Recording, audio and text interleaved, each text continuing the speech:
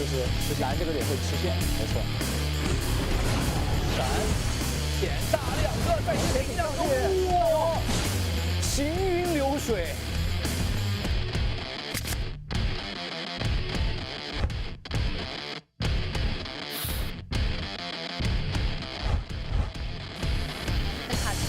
梦琪进去想抢龙，抢到了！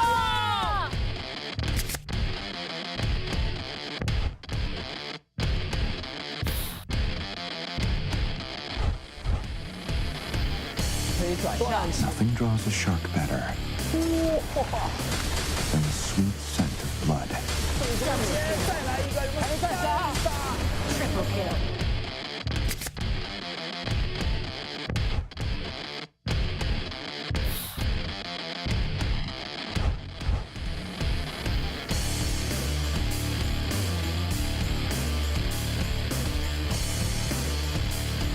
Perhaps you'd understand me better. Watch me dance. Double kill.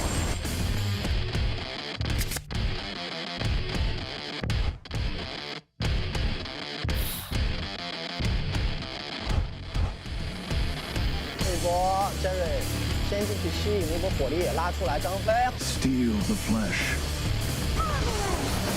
锁住了4个，吕布跳起来4个。Cultivate the mind.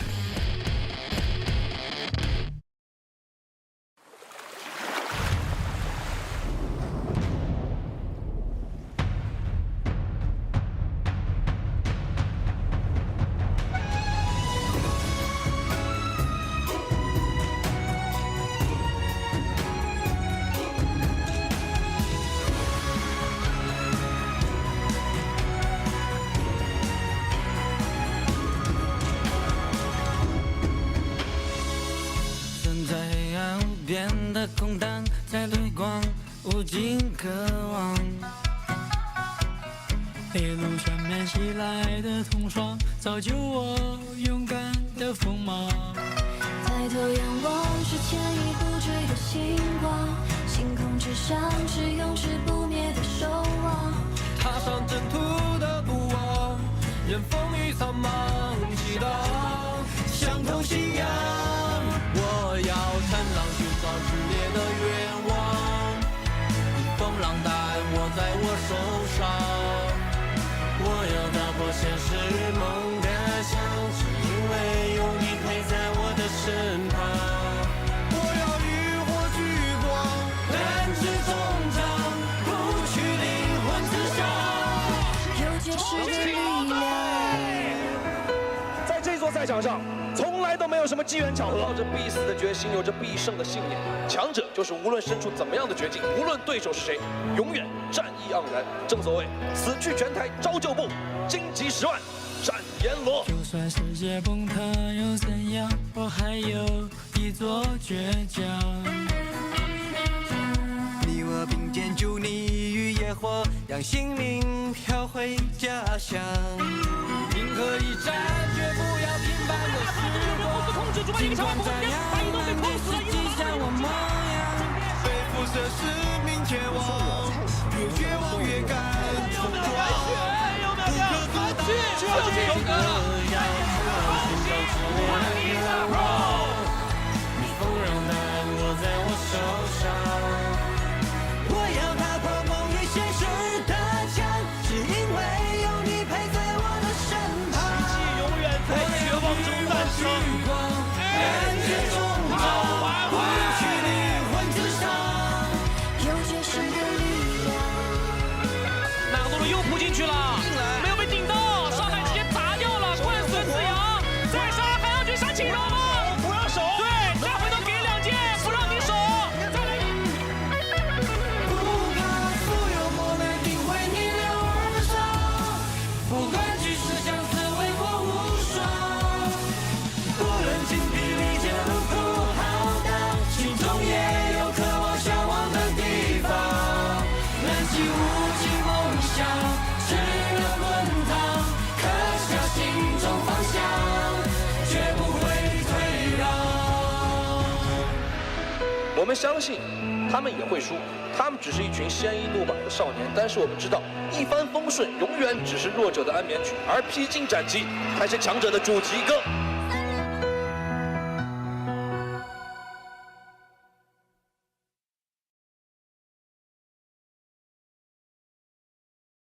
欢迎来到2022年王者荣耀世界冠军杯 KIC。两个大坦克在正面啊，根本不管前几个一技能过去，现在往吃关了，陆杰相似天上。武汉大炮车这波不得不把对方牵进来之后，侧面诺言，之外，孙少祥拿到了5杀，这个大上还跟上了，爆炸了，残血了，看这场能走了，败中，一枪打掉最后的人破。这波还是反打1打2，直接带走的云州军就是暖阳，一手就把他保下来了，马上这波侧面给一枪，阿甘人一4血落枪之后就完美，再来一枪，有机会3点决胜。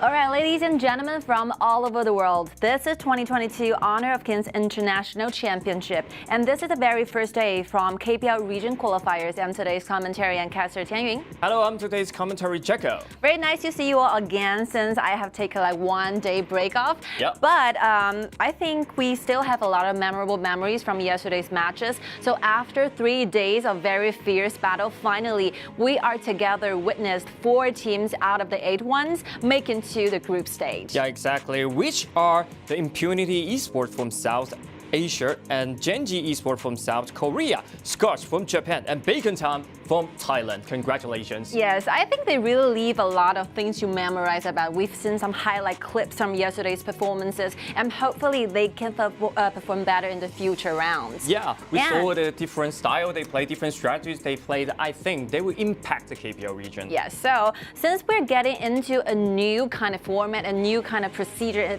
within the whole like KIC, so we would like to introduce you more about the whole format and for the 2022 KIC, and we've prepared a video clip for that, and let's see it together.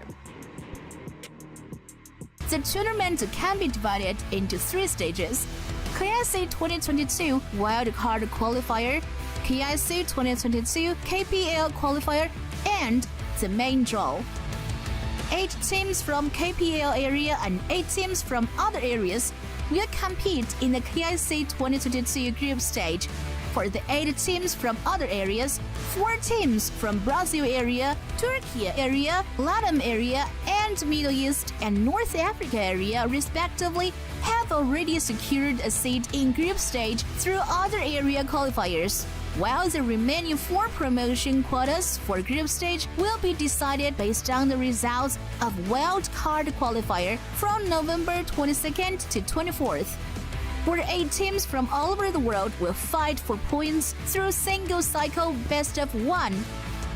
Meanwhile, in KPL area, Chongqing Wolves and Wuhan East Pro have directly won 2 seats. During KPL qualifier from November 25th to 30th, the remaining 6 seats will be decided based on KIC points ranking results of other 12 KPL teams through a competition system, which is best of 7 for the first round.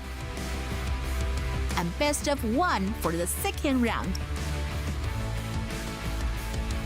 The 16 qualified teams will be divided into 4 groups by drawing lots based on their promotion order. The group stage begins on December the 3rd. After 10 days of grouping matches in the best of 2 double round robin system, 8 teams will advance to KIC 2022 quarterfinals. The final 8 teams will be matched up into 4 groups by drawing lots and fight for the 4 tickets to semifinals from December 16th to 19th in the best of 7 single elimination system. The semifinals will take place on December 24th to 25th and determine the final 2 teams through a best of 7 single elimination system. Finally, we will witness the birth of the championship together on December the 30th. KIC 2022 will kick off shortly. Are you ready?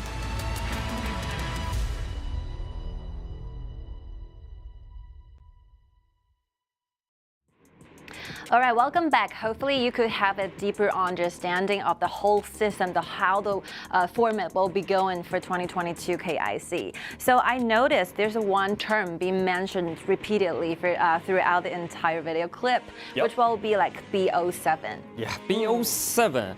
It's a special format for that. Yeah, so basically we're playing a system called all-round BP. So for those of you who are not so familiar with the terms, we actually prepared a clip and trying to explain to you guys more about what is called global BP and what is the ultimate battle. So in very simple words, we can conclude it in this one. So in a best of 7 games, the maximum number of the games you'll have will be 7.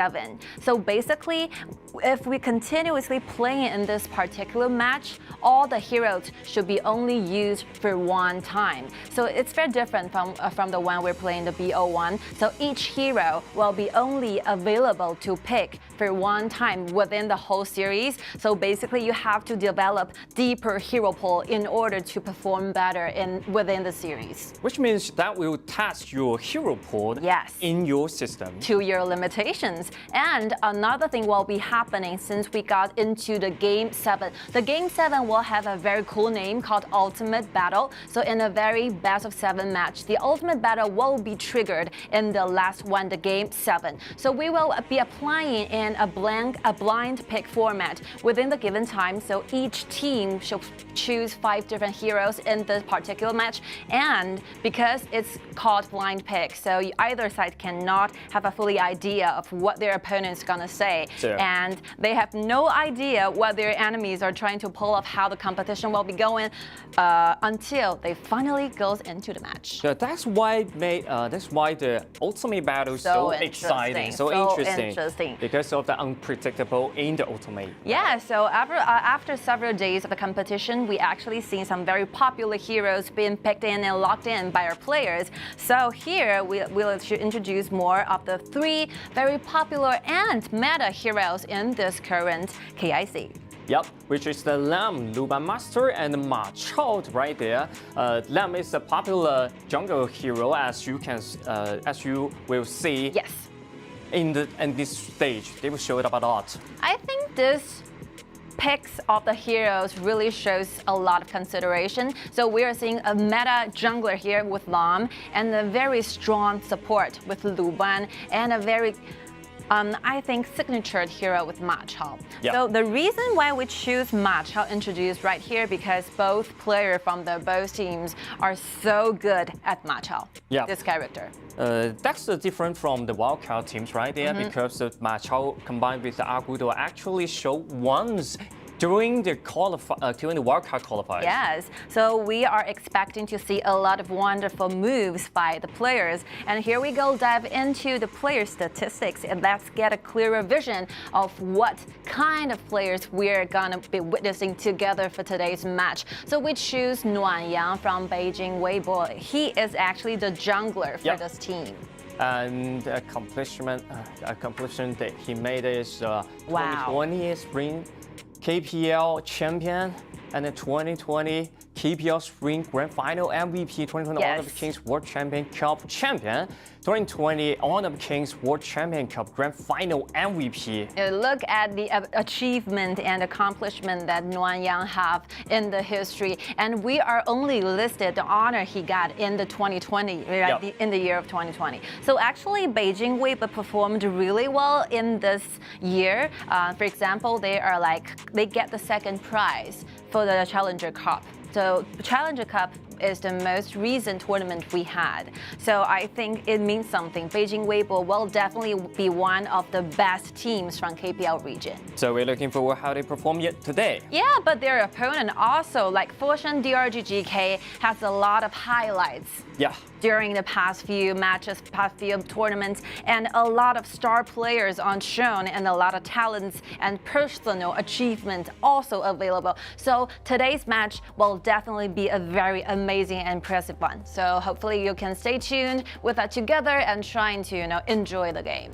And we can see the starting list of the Foshan.DRG.GK right there. And Bai Shu Peng Peng, Qing Feng, and then a lot of players we should know this. Yes. And also the Beijing.WB starting list, we can see over there a lot of familiar faces. Yeah, I actually want to spend a little more time talking about Nuanyang because as we know, we're playing in the current meta. The current meta really focus on two things. The first one comes into the jungle. Yep. The jungle is extremely important for each team. And today we're gonna witness Nuanyang versus Peng Peng together. Yeah. Very aggressive junglers. Because we just showed a lot of titles on Yes. the junglers of the from the Beijing.WB Nuanyang's right there, and definitely definitely the best player of Jing, this hero. Yeah, so our game is about to kick off as we're diving into the very first day of KPL region qualifiers. I could still remember I said a lot of things when I was working 2 days earlier.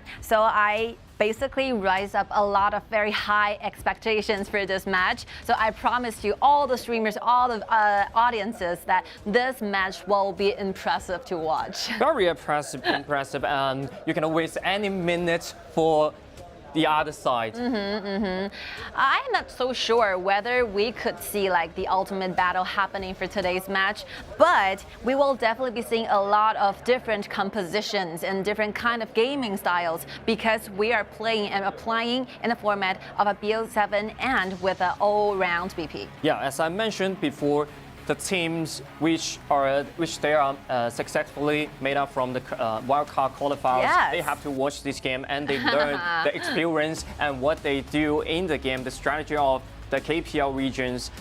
Have to learn Definitely.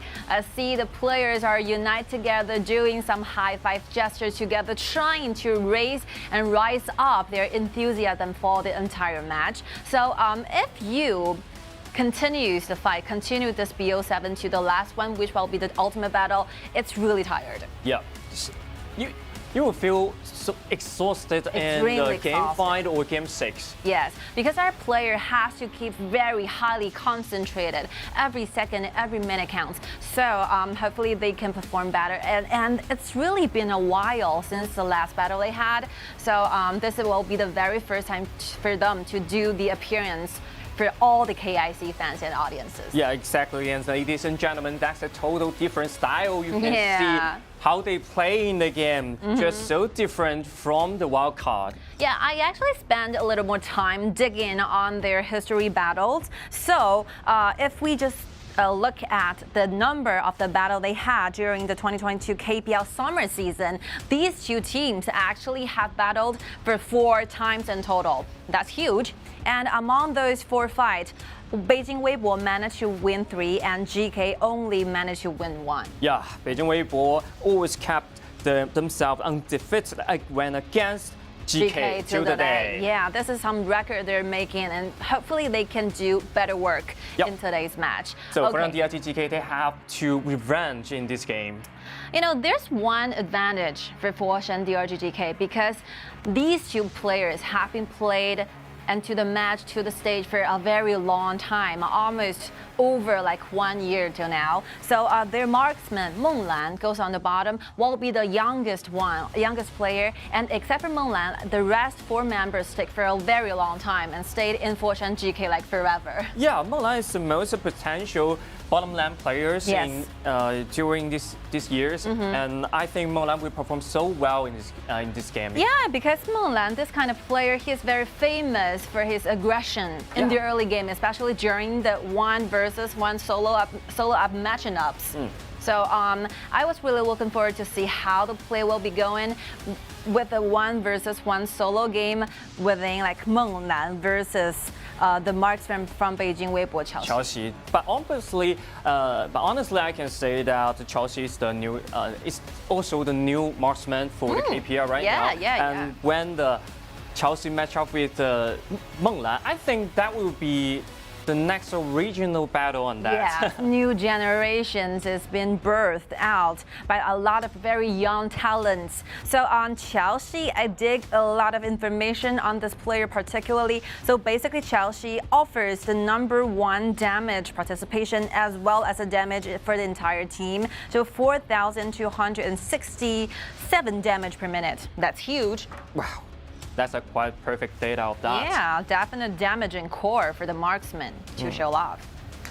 And Meng Lan actually, the Gong Song Li has been used as a very famous hero, but he plays, and then he wins 9 within 14 times, 64.2 win rate game. I think basically if you have a winning rate over 50%, that would be considered a very high one. So there's like over 50% of the chances you might win using this particular character really showed something. But there's another higher win rate hero. It's a Lady Sun. 8 wins within 10 times, 80%. Simple calculation here. So 80% of the winning rate throughout the entire summer season. Yeah. So but interesting fact. So if Foshan.DRG.GK want to play Lady Sun, they usually pair this Lady Sun up together with Sky's Luban Master. This dual combo is so often and so being used frequently. So maybe this will be the choice for them for today. Yeah, because Luban Master, the second ability, can offer a chain, which is the extra dash for the marksman, and combined with Lady Sun's first ability, Rolling Raise, another dash, and then you can carry the Purified on that. So it's more safety when you are in the team fight position.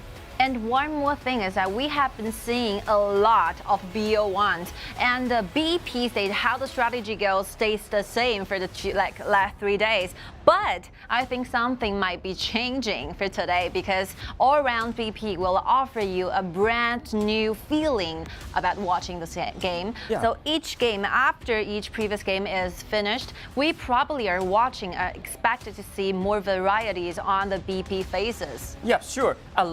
For a lot of teams, you can practice 1 drop or 2 compositions. You just make a lot of precision in BO1. In the BO1 or BO2. But the best of 7, it really tests the coach and the player pools on that. Yeah, I still remember saying this fact. So KPL actually started to apply this kind of all-round BP system starting in the full season, autumn season, dated back into the year of 2018. So we actually spend a lot of time for the player, for the whole team to adapt into this brand new system. So they really need to deepen up their hero pools for the entire team, and the coaches are extremely important for each team. So here we go, dive into the very first game between Beijing.WB and Foshan.DRG.GK. I'm so honored and very excited to be here as today's commentary, Tianyun, joined by... I'm today's commentary checkout. Okay, and so the side of the blue, hero. And the side of the blue is the Beijing.WB. And the red side is the Foshan.DRG.GK. It's a quite interesting side they pick in this game. So the advantage in the blue side, you can pick the first hero you want. Yes, deprive it from your enemy's hero pool. But we're seeing like 2 aggressive, 2 very meta heroes goes to the support Zhonghuang, Taiyi, and Daqiao, together being taken away from the available resting hero pools. And on the other hand, Miyamoto Musashi and the powerful sideline hero Meng Tian has been banned away. So the first pick is Mai Xunanui. Good choice when you wanted really to gain the very first point back within whole BO7 matches. So Mai Xunanui will be the choice going in for Huajun. So Huajun have a very high winning rate when using this kind of hero. Basically winning 9 times within 15 endeavors, and it scores to 60% of the winning rate. Yeah, and on the other hand, Mai Xunanui, this hero, is one of the highest upper limit hero in the Midland, and it really depends on the individual ability of the players. And let's see the counter picks, the answer from the opponent. Foshan.DRG.GK actually trying to pull off a solid duel using Lu Bu as well as Yixing. That's an ultimate.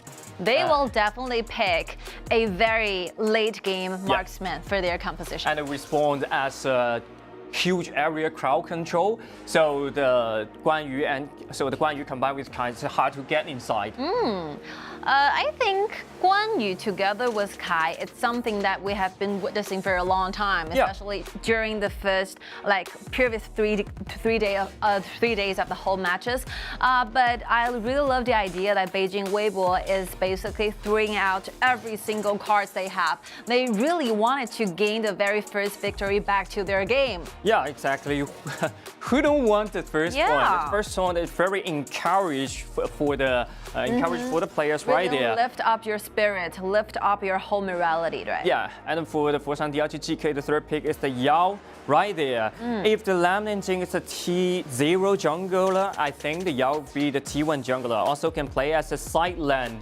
So, and that's what this hero will belong to. Because of his skill setting, Yao has a rich variety of combo that can deal with situation. If you can do some research on this hero, you will find a lot of fun on that. So a lot of very useful supports are all eliminated from the second ban. So Zhang Fei together with Lu Ban as well as the Tai Yi Zhenren are eliminated away, but Lumber will be the choice from Foshan.DRG.GK, trying to make a perfect combination using the ultimate together with Lu Bu and Yixing as well at the same time.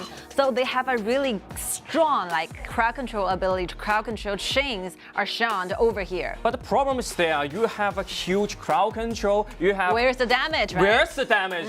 All right, you can have the chain CC, you can engage in usual, but you still lack of damage right there. Yeah, so that's the exact reason why I started being very curious about their choices of marksman. The marksman, maybe the Lu Ban number 7. I think they really need the Lady Sun. But Garo. Garo is the one they should pick because the Lady Sun's picked by the other side. Yes. So leaving the choices available will be Garo, Fan, or Lu Ban number 7. But since there's no one to protect Lu Ban number 7 because they're going for the initiations for the entire team fights, so Foshan.DRG.GK choose this Garo as the main marksman for their composition. So I love Garo a lot, but there's one weakness very obvious with this hero. You are inflexible. Really weak in the early and mid game. So Garo is a very item dependent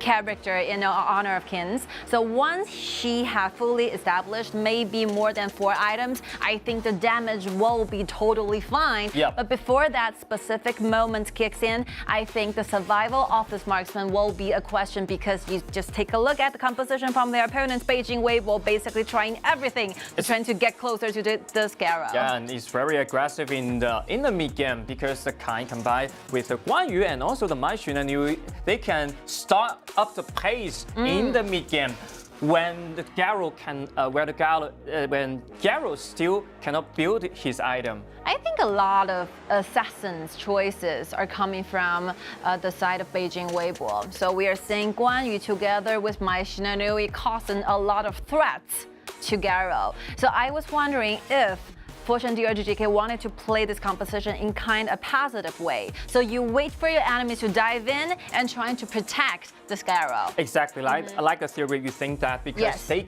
cannot engage by themselves. You cannot take initiative, right? Yeah, you exactly. need to wait for the right moment where your opponent finished their exertion and execution with ability. And that's the right moment. You want to dive in, you have to make sure one thing in your priority is that you have to keep your marksman survived till the very late of the game. And that's a clear way you play with this drop, because you have to wait the opponent just jump inside and use the ultimate chain to isolate it.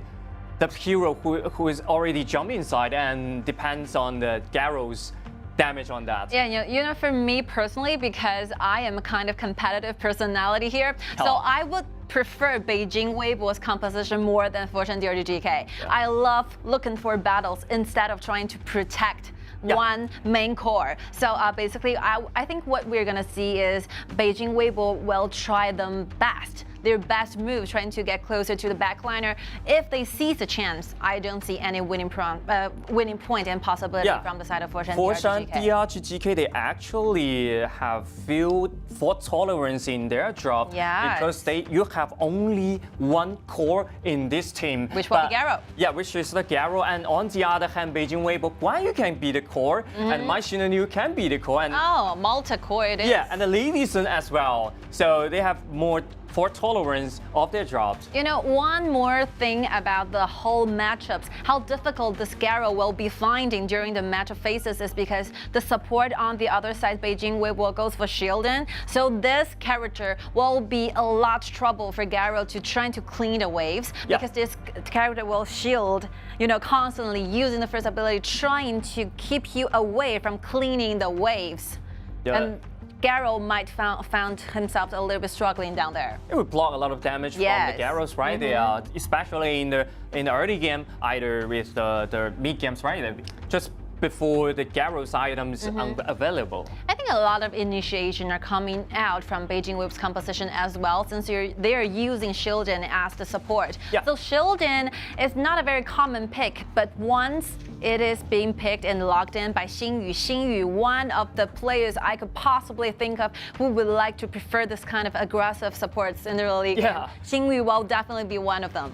And definitely support of the Dunshan as a support is a powerful engaged support. The second ability can easily bring back the target when combined with Flash, the ultimate of another knockback, which will secure the death. So it's why Shieldin is so strong in that stage. Exactly, and Xingyu really like to play those kind of aggressive, looking forward for team fights kind of heroes. For example, Zhang Fei in his hero pool, Donghuang, Tai as well as Gui Guzi. All those kind of heroes which will be looking for engaging into the team fights often and frequently. So let's just have a very high expectations on what kind of team fights we'll be looking for in this match. And here we go, dive into the very first game in this BO7. Yeah, and today is the first day of KPL region qualifiers, the first game between Beijing.WB versus Foshan.DRG.GK. A lot of people are rushing into the mid, trying to gain the vision, gain the wave priority. This is something different with the wildcard qualifiers. Yeah, exactly. And they already draw the battle line in the mid lane and trade a lot of damage and the skills right there. So a lot of things are happening just now. Beijing.WB managed to steal away a little bit HP away from Baisho, but it's okay. It's completely understandable and acceptable for the side of DRGGK. And rushing to their jungle, trying to protect some of the areas and some of the jungles. Exactly. Maybe some trade will meaningless on that in the stage of this time, but they have to show their aggression and show the confidence in this game. Oh, and the mid spread goes to the side for DRGGK. Yeah. Since they're completely outnumbering Huajian. Mai Shiranui, again, we have to, elaborate more on this particular hero. So Mai Shiranui is really good at searching for chances, seizing opportunity, and as assassin, dealing a lot of burst damage in the late game. But one thing about this character, he cleans the wave really slowly. So slow. Having trouble doing that. Mai Shiranui is a hero which can adapt to a lot of skirmish, but she always cannot have the priority of the mid lane. Yes, since the two junglers for both teams have already reached level 4. Yeah, gained the damage ultimate. right there, and the second Wow. ability with a flash will do the first flash back over to the Xingyu's right there. It's so aggressive in the early game. And Qingfeng managed to take 1 kill back, using the second ability, trying to slow down the target, and Xingyu gives up there, get killed, and Wow. got caught. A nice turn with Xingyu. I think it's a 1-to-1 trade, but when it comes to the topic, when you're trying to decide who will gain more, I think definitely Beijing.WB, because they cost a support, but they're gaining a life for the marksman. Yeah, the exactly. true damage core in the late game for their opponent. That's a good trade, a support trade, your core. Yeah, fair your trade. only core Garros right there. Yes. Definitely a good trade. So basically, Beijing.WB will sacrifice for anything for Menglan's life right there. Yeah, exactly. So one purpose they only need to do is to limitate the Menglan's bomb up right there. But there's one question remaining for this match, because Beijing.WB lost every single time the mid wave priority. Yep. So it goes over to the side of Foshan.DRG.GK because they have like Qingfeng in the mid, and let's see what kind of resolution and what will be the answer from this. But the mid lane priority of the Foshan.DRG.GK, I think that's the only one advantage for their them competition in the right early now, game. right? Yeah. Okay, And then another knockback once again, but look at the Guan Yu just kick back 3, but the damage, can they follow up as the flicker is being initiated by the Lambers right there? It's not enough damage can get inside. I think Knight's positioning from Lubu's ultimate actually finds a route out there for their teammates who are trying to escape from the team fight, and a skirmish happened down there. And another invasion is trying to be happening down there. Yeah. But unfortunately, without a smite, Peng Peng cannot have this blue buff back. But this invasion just caused the flash of the Lu Bu's right there. Yes, of course. That's one chain, right? Uh-huh. Shanui trying her best to clean a wave right there, and DRGGK is trying to let Baisho down here in the mid, offering more vision for the team. Yeah, exactly. Another skirmish right there, trade some HP, but still not enough damage to finish the kill. And look at the top side, an ultimate comeback, but first ability of the Guan Yu will secure the death. Confident move, like 2 versus 1, trying to make sure that Peng Peng will pay his life here on the top. Yeah, and the Beijing.WB, they just finished another successful dive into the turret. And after gaining the mid wave, let's see what their next move will be. Going inside the blue buff, trying to gain something here. And Lambert ultimate trying to block the way, but with the smite can easily get away with the blue buff. And after the invasion, like 2 things are happening at the same time. Chelsea basically handing over and take down the turret, the outer one turret in the bottom, and trying to make rotation to the mid, trying to make more things happen. And the things start to really starting to hard to handle for this, from the side of the DRGGK. This is one nightmare for Foshan.DRG.GK since they're playing in a 1 core composition versus a meta core one. But if the meta core got like more goals and farmed up better than you do, you will be facing a lot of trouble. Yeah, because every core from the side of the Beijing.WB, they already get some leads in this at the stage of this time, especially the Lady Suns right there. One good thing about this, Menglan finally have the Shadow Ripper available, but on the other side, let's see the dashware from Lady Sun. 2 items available, right? 1.5 exactly. 1.5, but including the foot. That's 2 items on that. But you have to expect for more damage coming out from Lady Sun instead of Garo, because Garo still need a lot of time. Maybe like 2 more items available will be better. So you cannot accept any team fights during these times because you are lack of any damage to finish the kill. I think retrieval and buying themselves more time is what matters the most for the DRGGK at this right moment. It's still very early game right now, trying to earn themselves a lot of time for Garo. So we'll see for DRGGK, they actually try to make a lot of solution to protect the jungle, but unfortunately, it's not gonna work in this time because too many cores of the too many comps from the Beijing.WB at the stage of this time. And the strategy from the side of Beijing.WB will be, I will be continuously invading into a jungle area. So the second blue buff went over to Beijing.WB, and again Beijing.WB unites together, rushing into the red. But one feedback and one answer from DRGGK: if you're facing some kind of invasion, you gathered around together in 5 trying to protect your jungle. Yeah, exactly. They cannot do that out of numbers. They have to gathering together. Of course. At least you have 5 people stay together and then can use the ultimate combo, combine together and then fight a little skirmish. That's a really clever move because you wanted to protect your jungle to your side, but you know, one hand you want to protect something, one hand you're losing something. So the Tyrant went over to the side of Beijing.WB. Beijing.WB have started snowballing at this very early time of this particular match. Yeah, exactly. And on the other hand, if you really want to protect only one core, which means it's a Garros here, you have to sacrifice the rest of the squad. Yes, sacrificing will be a lot of the only options leaving to Foshan.DRG.GK to choose. They have to stay together, especially they have to protect this mid-lane turret as Lu Bu. The ultimate just jump inside, but Lady Sun Flash can get himself away, and in the safe positions right there, Guan Yu just jump inside and trying to find the Lu Bu, and the Lu Bu kill back over to the Guan Yu's right there. You know, I would say they use a lot of ability, a lot of ultimate trying to engage in Chelsea, but using only a flicker and a little dash using the first ability, managed to offering Chelsea a quite safe place.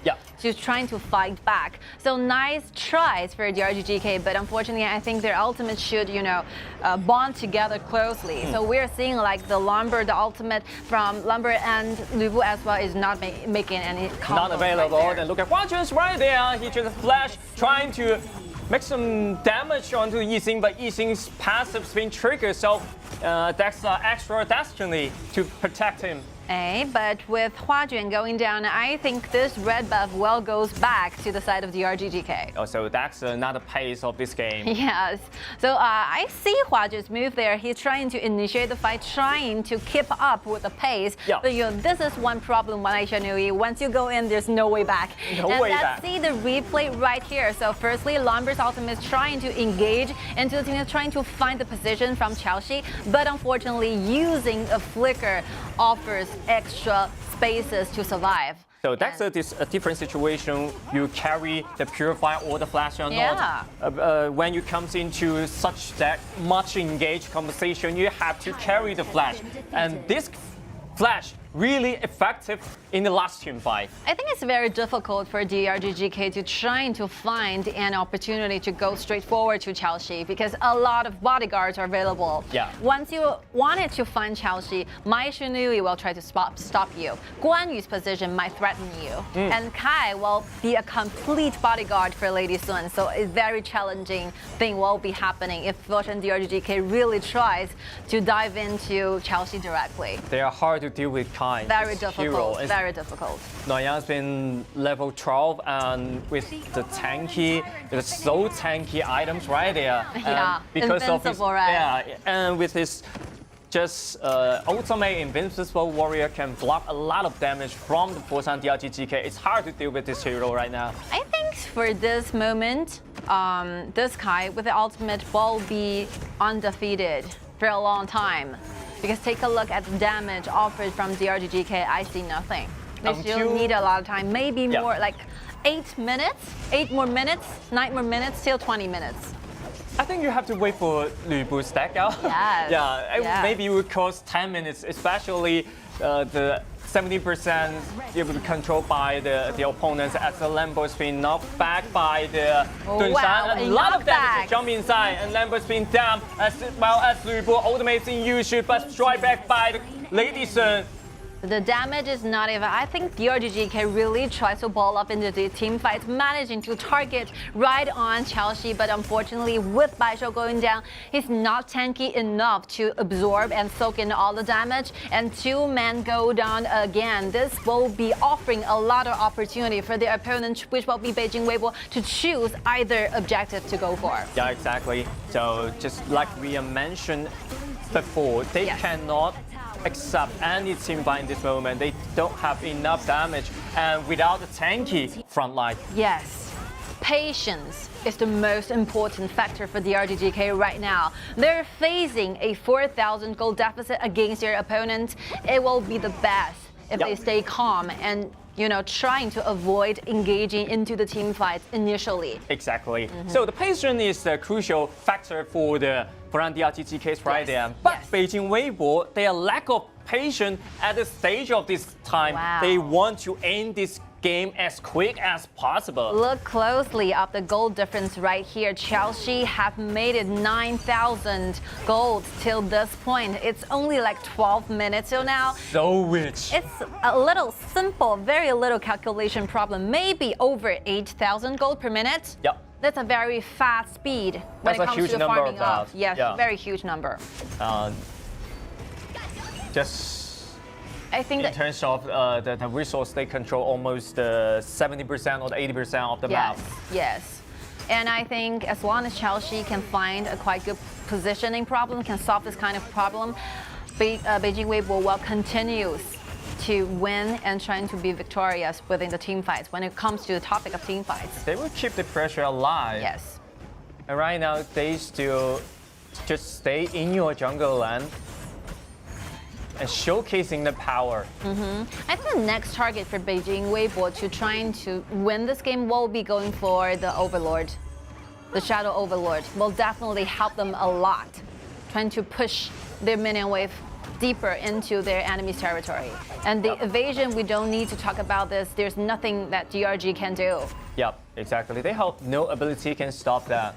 That's the main resources of the for the Beijing.WB right there, because they need they need the Shadow Vanguard to push the turret.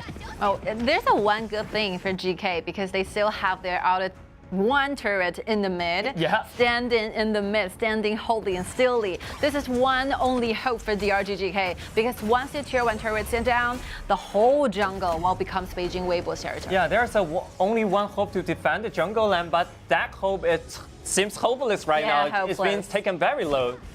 And the Overlord ball goes to the side for Beijing.WB. I think Beijing.WB is playing this game quite with a very relaxing mentality and smoothly, using all the advantages in the early game, trying to make a lot of goal differences and go leading states. Slowly and smoothly and and steadily to invade the jungle land and take as more as possible the resource of the map. They're gradually building up their advantages step by step by not rushing into anything. Okay, there goes the only hope for DRGGK. The tier 1 turret in the mid just went down. Exactly, and the Shadow Vanguard's been spawned by Beijing.WB. So that's another problem for Foshan.DRG.GK. How can they defend such stack Shadow Vanguard? Huge threat, enormous, I would say. Because you're facing a lot of damage by the Lady Sun. And at this right time, I think the items and the gold earned by Garo is still not enough. And they're facing like 2 Vanguards going to the bottom. Yeah, exactly. And look at our guys right there. They have to flash away to keep himself alive. So without the flash, it's hard to strike back. 2 Vanguards available on the bottom, trying to tear down and engage in dealing some damage onto the high ground tower. Look at the Machine, he's been taken very low by Yao right there. Nicely done. A nice poke in there. Yes, a very specific moment where Peng Peng finds a little bit of opportunity trying to chip away the HP bar from Hua Jun. Yeah, and this opportunity can cause the fact is you can clean the Shadow Vanguard easily. They earn themselves a lot of more time to trying to clean the next wave coming up.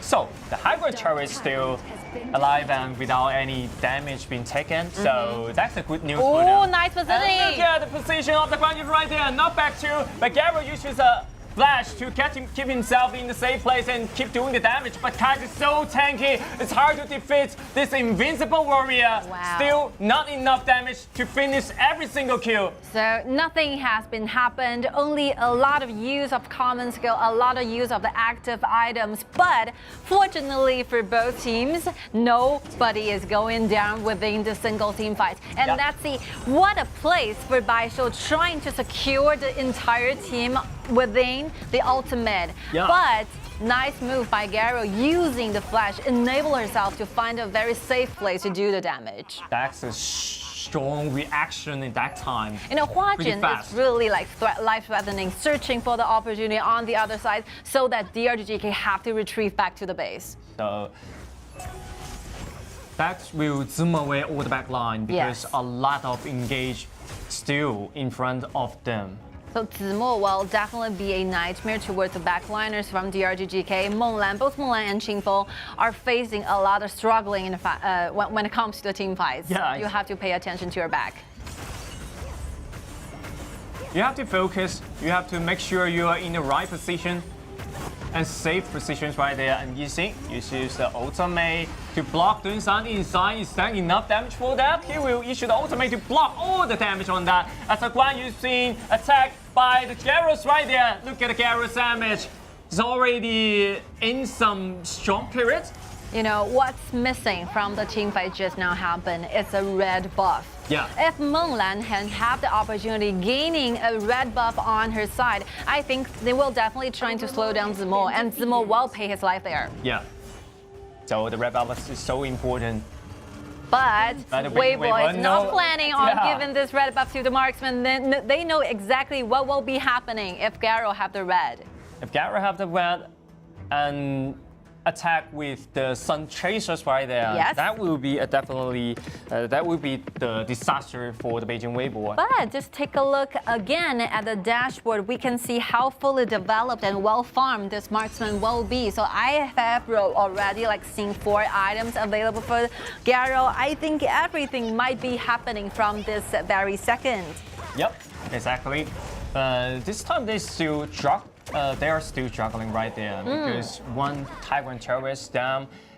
Right now, 7,000 go behind. Still some problem for them. Yeah, Sun Chaser will be a very good item, especially for Menglan, for Garo, because it offers another active effect. It will increase your normal attack range and also your moving speed for 5 seconds. And that is really important for those marksmen without a dash, for example, Garo. Yeah. You reach the range about 1,000 yards. Yes, very important. And again, let's see the dashboard and, well, Pure Sky, it will be the final choice for Qiaoxi. That's an interesting item for them because I think from DRGGK they lack of some magical damage, so Succubus Clock is not need for this time. Yeah, I think basically Qiaoxi is so used to the fact that he will be the only target for their enemies. Yeah. So he really wants to buy some item to help them reduce the damage taken even for only 3 seconds. And that is considered done by using Pure Sky. Okay, again, I never expected to see in this match to be lasted for such a long time. Yeah. I think Beijing.WB will probably finish it in the very mid game, but nice job done by Foshan.DRG.GK managed to keep their high ground tower alive, at least for the 2 lanes. Even though the bottom lane goes down, but I think it's acceptable. Yeah, right now they're taking some pace back for their flavor. Anything could happen in this particular time because the 10th dragon has been spawned. Especially in this 20 minutes. But the super min is still another pressure for them. Huge stress on the bottom side. Yeah, look at that. They want to engage because Guan Yu is being spotted in the bottom side. But Yao goes for that. Peng Peng looks for the kill, trying to keep away and trying to let Zimo get out of their territory. Yeah. Another vision. They are gaining as quick as they can. Wow.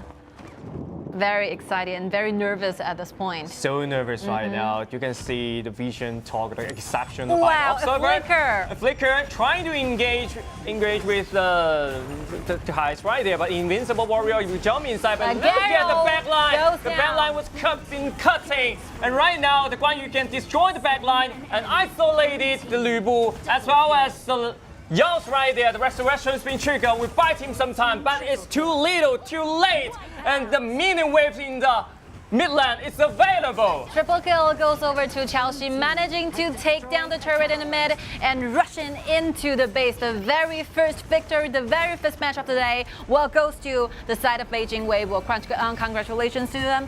And I think they manipulated the whole match entirely, and by not rushing into any kind of results. Only one little mistake was made by Huajun in the early invasion, the red, but I think it's totally fine because they're performing very perfectly in the late game team fights. So the last team fights, once the Garo goes down, everything just sorted out. There's no hope. That's the reason why we're saying those. You are taking a very challenging one once you choose a single core composition against a multi-core one. That's the biggest disadvantage from the side of the Foshan.DRG.GK right there. A single core, which means if you are in the bad position in just like the last team fight, you will be.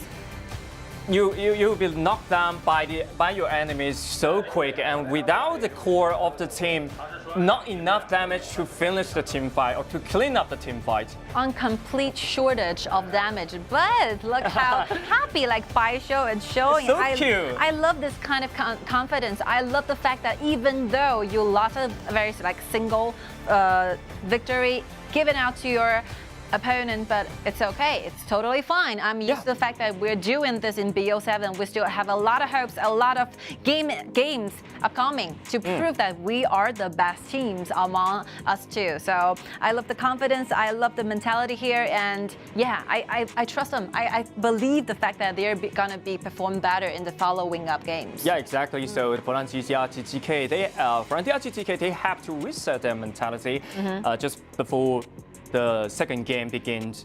I think that's not gonna be a question because they are all very matured players. They have a lot of experiences when it comes to this kind of important matchups. And one more thing about the fact that even though one team who won the team fight, won this BO7, will go directly to the group stage, but the one who lose, it's okay. Still the stage entry. Yeah, you have a stage entry for that. We'll be joining the second round of the KPL qualifiers, playing in a complete new platform in a BO1 system. So still chance for them, whether you win or not, you still have a chance to stay on this stage. I think it's okay. It's okay. And the first game won't be a lot of problem for the Foshan.DRG.GK. They actually performed so well in the last game, especially while they are playing with this kind of drop. Yes. They really did what they can do, and at that moment, they just secured the high ground turret and then trying to strike back with a lot of CC. So, but unfortunately, it's too powerful from the side of the Beijing.WB drop. Yeah, to speak fairly, I mean, they basically have no choices during the very early game and the mid game because Beijing.WB were completely leaving them no choices by invading into the jungle constantly. So there's basically no jungler available for the jungler like Peng Peng to farm up. And the MVP for this game will be Zimo, will be awarded to this very talented player. And the KTA304 is performed so well in the last team fight. Huge threats towards the backlines. There's no way they can do. It's just like a truck crash into the backline and destroy all the things. Look at this positioning. I mean, DRGGK really wants to have a bodyguard trying to make sure where is Zimo standing. But basically, you can see like Peng Peng is on the top, unable to offer the vision to the backlines. So they're basically being surrounded by a Weibo's member. And another team fight right there, initiating.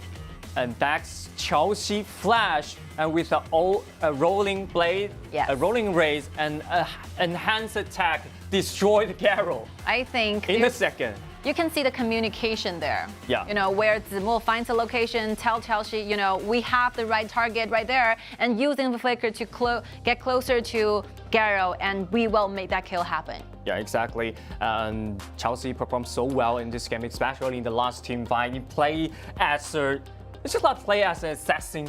Yes. Assassin marksman right there. I think the gaming style probably would be okay for DRGGK as long as they're trying to change another BP style. So we have been talking about Menglan for a while. Menglan is a player who is so famous for playing aggressively during the matchups. But I think Garo for the very first match between Amon and BO7 is not a good choice. I think from the DRGGK, they just try to play passively in the very first game and trying to play the first game in the in some stabilized style like that. I know. But on the other hand, the Beijing.WB, they just choose another way, aggression style. Yes. You know, among all the knowledge, all the background knowledge from both teams, they all like and excel at kind of aggressive gaming style playing. So I personally, if I were to give a little bit suggestion for the side of the DRGGK, trying to pull off what you do best and trying to give Menglan a more aggressive hero during the matchup, trying to give itself a stage to show off his talents. To show your confidence on this stage, to gain the point back. And we're looking forward to see more amazing games by both teams, and let's take a short breath here.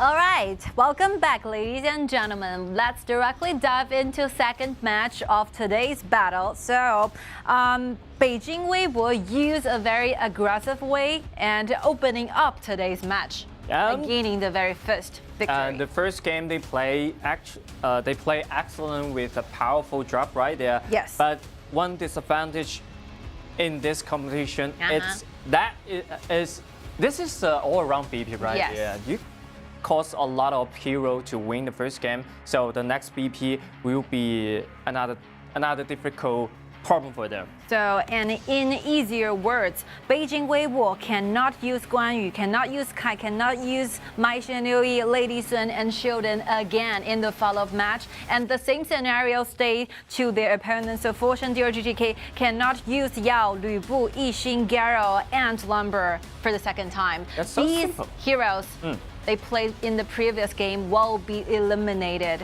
when they're doing the BP phase for the second game. Yep. But they can choose to ban it away. Because, Exactly. For example, I use Mai Xianliu for Huajun for the side of Beijing.WB, and I think this game and this hero is really aggressive, so I can put it on my ban draft so that my opponent has no idea and no opportunity to use this hero. Just like I finished the use of this hero, I can Yes. ban it away. I won't let you to get this hero. You can choose to ban it away continuously. Oh, Zhu Heng, like Zhu that. The old friend of us. And you know, interesting fact, Hua Le, who is standing right there, he used to be the coach for Foshan.DRG.GK. Yeah. So this coach actually knows a lot of what kind of gaming style, what kind of character they will prefer to play their enemies. And he knows a lot of the individual abilities Yes. of every single players there. That's very interesting. But for today, just like we said earlier, I think Foshan.DRG.GK should definitely be going for a more aggressive composition plays. Yep. Instead of choosing a rather passive one. So they have to be aggressive because you have no chance to get back to the last game, right? Every point you score just for the win. So the striking out will always be easier than trying to protecting some of your marksmen, some only core survived in the system. Yep. So yeah, so much for the battle one. Let's dive into the second one, where Foshan.DRG.GK will be in the blue side, and Beijing.WB goes to the red. Yeah, they choose the blue side. So when you lose a game, you actually have the priority to choose your side. The Foshan.DRG.GK, they actually choose the blue side in the second game, which they want to pick the hero they want, maybe some aggressive hero. Let's take a look at the available meta hero available. So with Meng Tian being taken out, we can leaves us with Luban, Daqiao is with available. Daqiao available, right? Daqiao and Fuzi, this kind of perfect combination we will release for the Foshan.DRG.GK, and Daqiao's being the first pick of Foshan.DRG.GK. Beijing.WB, two choices available. They can choose to form their own composition by trying to form a formation which will excel when doing the team fights against Daqiao's system, or otherwise they can choose to take this Fuzi in their own and trying to spare up the fixed duel. But yeah, I think they're definitely going for the first the first option of yeah, that. this first option. Just choose what you can do the best. Lam and Zhou Yu's Friday and Fuzi definitely combined with Daqiao, and then Sun. Wow, perfect combination for very well-rounded Daqiao system. You have Daqiao together with Fuzi going to the top lane, going to the farm lane, trying to make a lot of wave advantages against your enemy, while you have gained Fan as your marksman, using the ultimate to clean the wave so fast to pair up with the whole Daqiao system. So that's why Daqiao system is so famous in the KPL. Of course. And let's see how Beijing.WB is going to countering this kind of very direct and clear composition. The way will be the answer. The way they're trying to counter the system of the Daqiao combined with the Fuzi is you can choose the aggressive draft. Just like the first round they pick Zhou Yu, Lam, and the Marco Polo's right there. They are very aggressive in the mid game, and they can just end this game as quick as possible. So the Fuzi and combined with Daqiao can farm up easily. So three things coming out from the three picks from the side of Beijing.WB. The first one, cleaning waves. They'll make sure that they have gained the wave management priority in the mid. So that's a reason why they choose Zhou Yu in the mid. And Lam as a jungler enable using the ultimate trying to cause some interfere with the positioning for Daqiao, trying to take their enemies away from the second ability of Daqiao, enabling them to go back to the base. And again, Marco Polo enduring and dealing a lot of burst damage in starting from the very mid game till the late one. So I think basically that answers all the questions. And the last pick, the counter pick of the Beijing.WB was Good one. Is the Xiangyu Hostess. Not a common pick in the KPL, but especially when you face the other composition. But it really counter this kind of drop. Daqiao combined with Lao Fuzi, because the first ability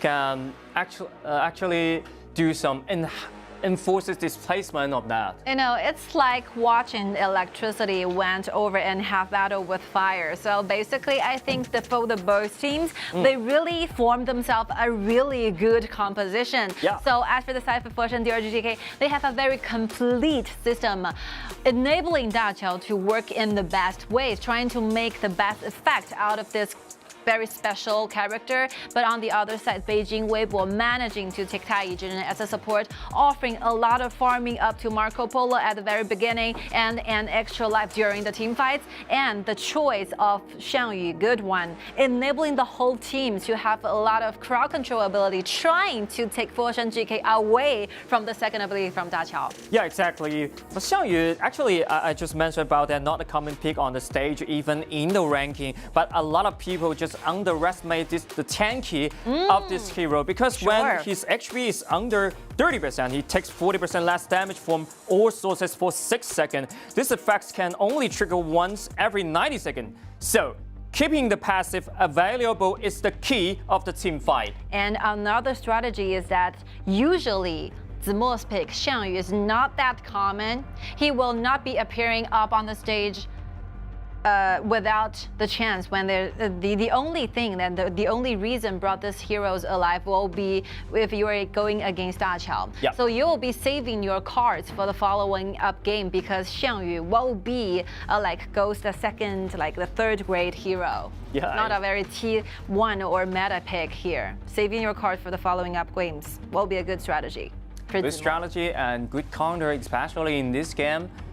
Oh, I mean, have really no against- idea who's going to win this game, because I think it's like a fair trade, like 50-50. Any team will result in the victory, gaining back, as long as they pull off this composition quite well. Yeah, exactly. And a totally different playing styles between these two drops over there. You can see the composition from the side of the Beijing.WB. They choose the Tianyun as a support. They are trying to accelerate the pace in the early and the mid game, and trying to end this game faster. But on the other hand, for DRGGK, they have to gain more time for themselves to farm up, especially Fuzi. This kind of hero really takes some time to build up some items to increase the attack speed and the tanky. I think whoever performed better with this and stick to their plans and execute the best strategies of the composition will probably be the winner for this specific match. I see no differences when we are comparing the weakness and the advantages come into the discussion of the two compositions. But basically, they have to do their best in order to win the single fight. And the result will become completely opposite, because Foshan.DRG.GK will definitely looking for a 1-to-1, trying to make this a tie situation there. But Beijing.WB will want it to gain the second victory back. Yeah, exactly. To have a lot of more advantages in the following up games. So that's a good point on that, because different drop means different strategy. Yes, the only thing we can see that is the execution in this game, well or not. But that's so interesting, because we are seeing like the two marksmen are gonna face each other on the clash lane, which will be the top side of the map. Exactly. And Marco Polo trying to avoid some pressure from the bottom side. You know, the reason like Chelsea goes to the top is explainable, because they want to avoid doing the matchup versus Menglan versus Fan. But basically, Menglan is trying to predict where the Marco Polo will be going. It means I predict what you predicted before. Yeah, you're chasing the movements. Yeah, and the flash Can he join some kill on that? The first blood goes to the Marco Polo, which is a Chelsea. I think and then the Beijing blue WB buff. is searching for more things in the jungle. 2 flashes. You can see how aggressive Beijing WB will play in the early game. But I think it's worth a move, because Menglan has used a flash as well, and they gained the first blood back. Yep. This is how Beijing WB wanted to start the game. But that's an equal strength still in the early game. It's not a huge gap right now of the goal. Beijing WB is looking for a lot of kills, especially during the very early phase of the game. And nice job done, I think, together using the crowd control ability, using Tai Yizhenren's second and first ability together with Zhou Yu made that happen. Very good ones. And the AoE damage will help Zhou Yu clean the wave so fast and make sure the priority of the mid lane from the side of the Beijing WB. The player who plays this hero have a 75 winning rate in the Hey, look at the crucial kill threat. Wow. Oh my god, that's a beautiful ultimate when the jungler from the side of the Beijing WB has been knocked out by the tyrants. Because obviously Nuanyang deliberately saved the smite for this dragon to gain this dragon, but you could never underestimate the damage from Qingfeng, from Ganjiang and Moye. And the movement of the tyrants is unpredictable. Yes. And right now, as the Fuzi use the ultimate to lock the Tai Yizhenren, but it's not enough damage for the kill. But the ultimate of the Ganjiang and Moye still secure a death of the side of the Chelsea. I think Qingfeng is quite feeling good today, because like with the 2 ultimates he pulled off, steal the first dragon and get the kill to their enemy's marksman. That's something. Yep. And look at the top side. Qingfeng is one of the, I think, the most experienced player for Foshan.DRG.GK. He actually stayed in this club for the entire career, professional career. And let's take a replay of this team fight. A lot of damage are coming out from Peng Peng, trying to steal away the HP bar of their enemies, and ultimate with Fuzi trying to manage and lock down Tai Yizhenren. So Marco Polo choose to use the ultimate in dealing a lot of damage, but that's not enough, especially when we are facing the fact that they're playing in the very early game. Yeah, you are in the range of the Ganjiang. Oh, another monitoring right there, going from top directly to the bottom, making the man disappear and appear again. And the flash will secure the Tai Yizhenren still alive in this place and use the ultimate triggers right there and do the damage to the Fuzi. And the real damage and the true damage has been triggered, but not enough damage for the kill. You know, Foshan.DRG.GK might be the best teams, one of the best teams from KPL who plays Daqiao really well. Yep. Because the one player who mastered this hero, Guy, so he has a Chinese name naming Guy, so he changed a little bit for KIC. Guy. So Guy is a very experienced player. He used to play in different positions for GK. So he used to play as a top laner and changed the position back into support and offering a lot of decision making. He's the main brain behind the whole Foshan.DRG.GK. So that's why he's so important. Yes. For the Foshan.DRG.GK right there, they have to make a lot of decisions. Any team fight and any moment for their movement, it's so important. And while now, riding back to the place here, so Beijing WB will manage to take the Overlord right now. And then next team fight will be happening right now, as the Xiangyu has been locked by the Fuzis right here, but not enough damage to finish the kill onto this tanky hero. Yeah, that's why we talk how tanky this Zimo, the Xiangyu, can be in the early game. So this hero is born in this way. Okay, it was born with a very specialty, using a passive, trying to absorb and soak in as much damage as possible in the early game. So it really needs a lot of damage to develop to trying to finish off and kill Xiangyu instantly. It's not gonna happen in the early game. Exactly. So the damage from the side of the Foshan.DRG.GK, they actually depends on the Ganjiang and Moye. Yes. In the very first game, in the very early games right there. Ganjiang and Moye, it's a mid-lane hero with a long-range abilities and feels like a long-range assassin, because he has burst damage after item was being built up. But only thing you need to worry about is the accuracy of skill can land on the target or not.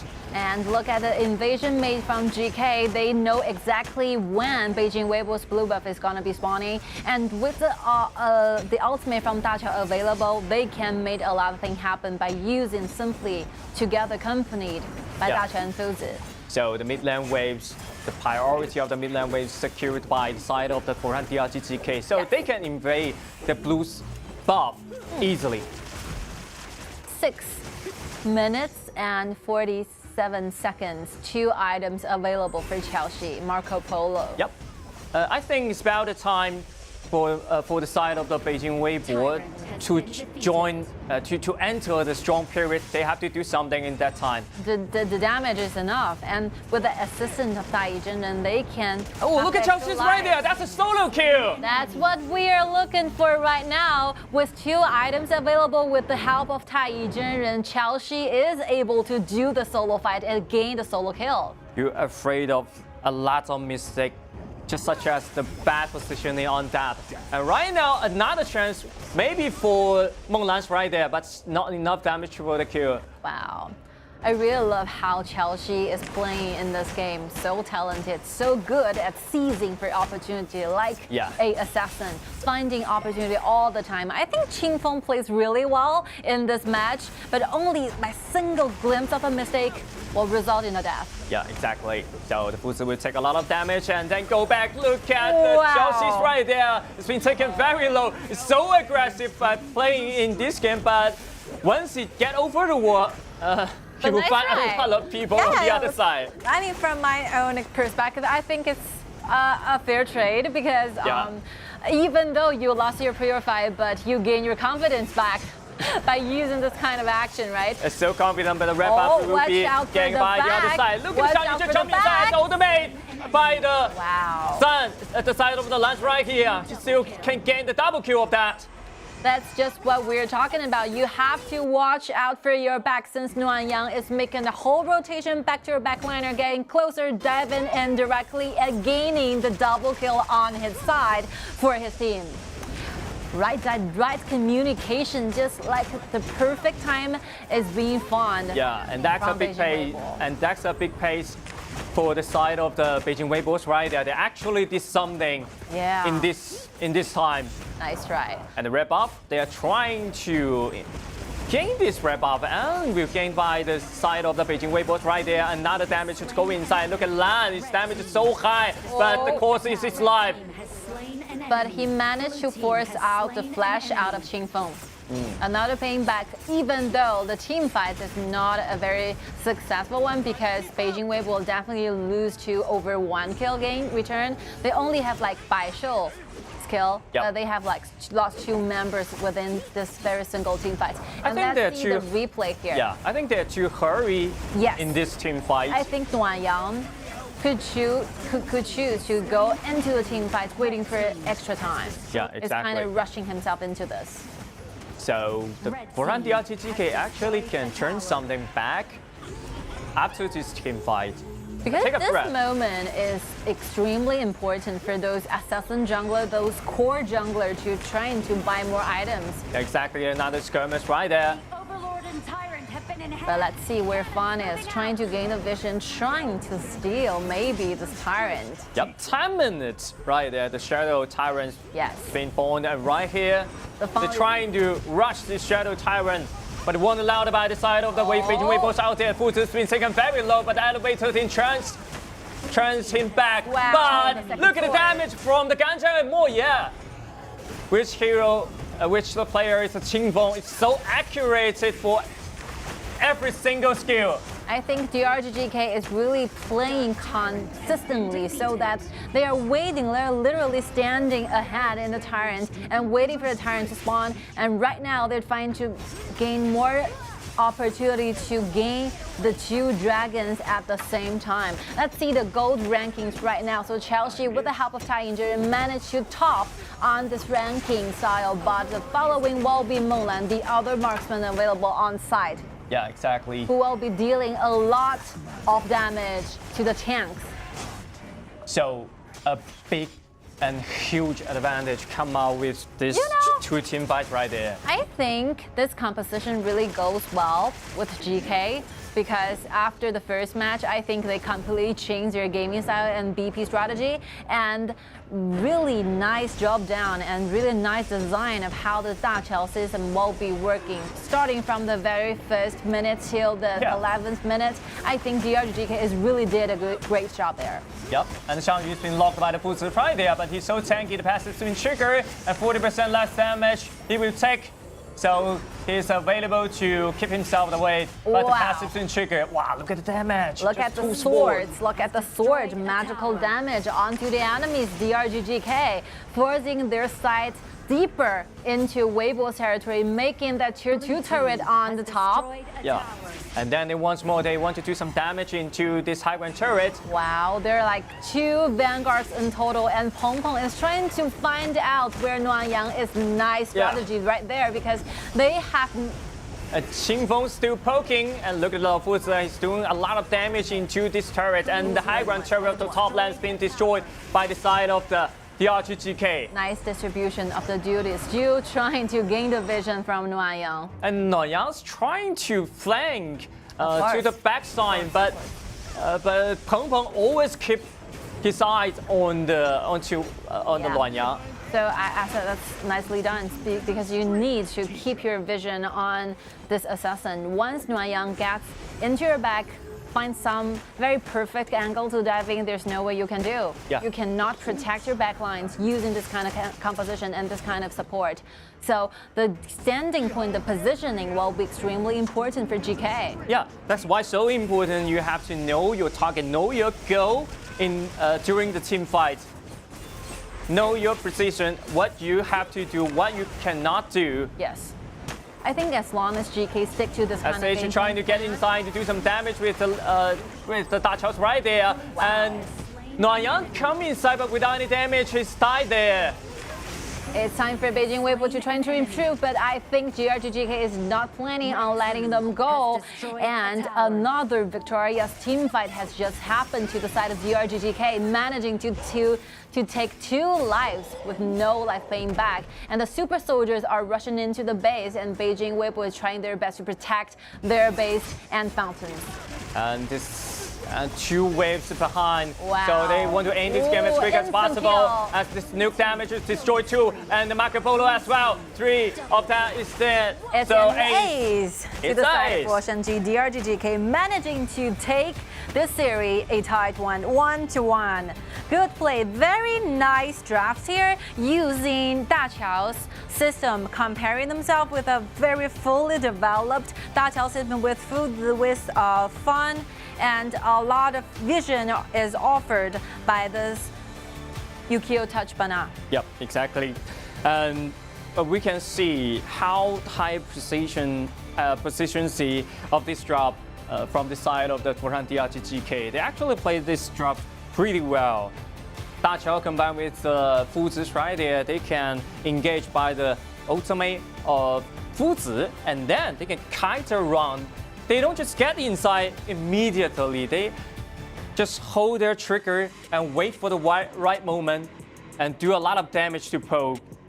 Foshan.DRG.GK really did a great job there. But if you take a deeper look and of all the rotation they made in the early game. So, I mean, the first 10 minutes is very, very important for Dachao system to trying to pull off.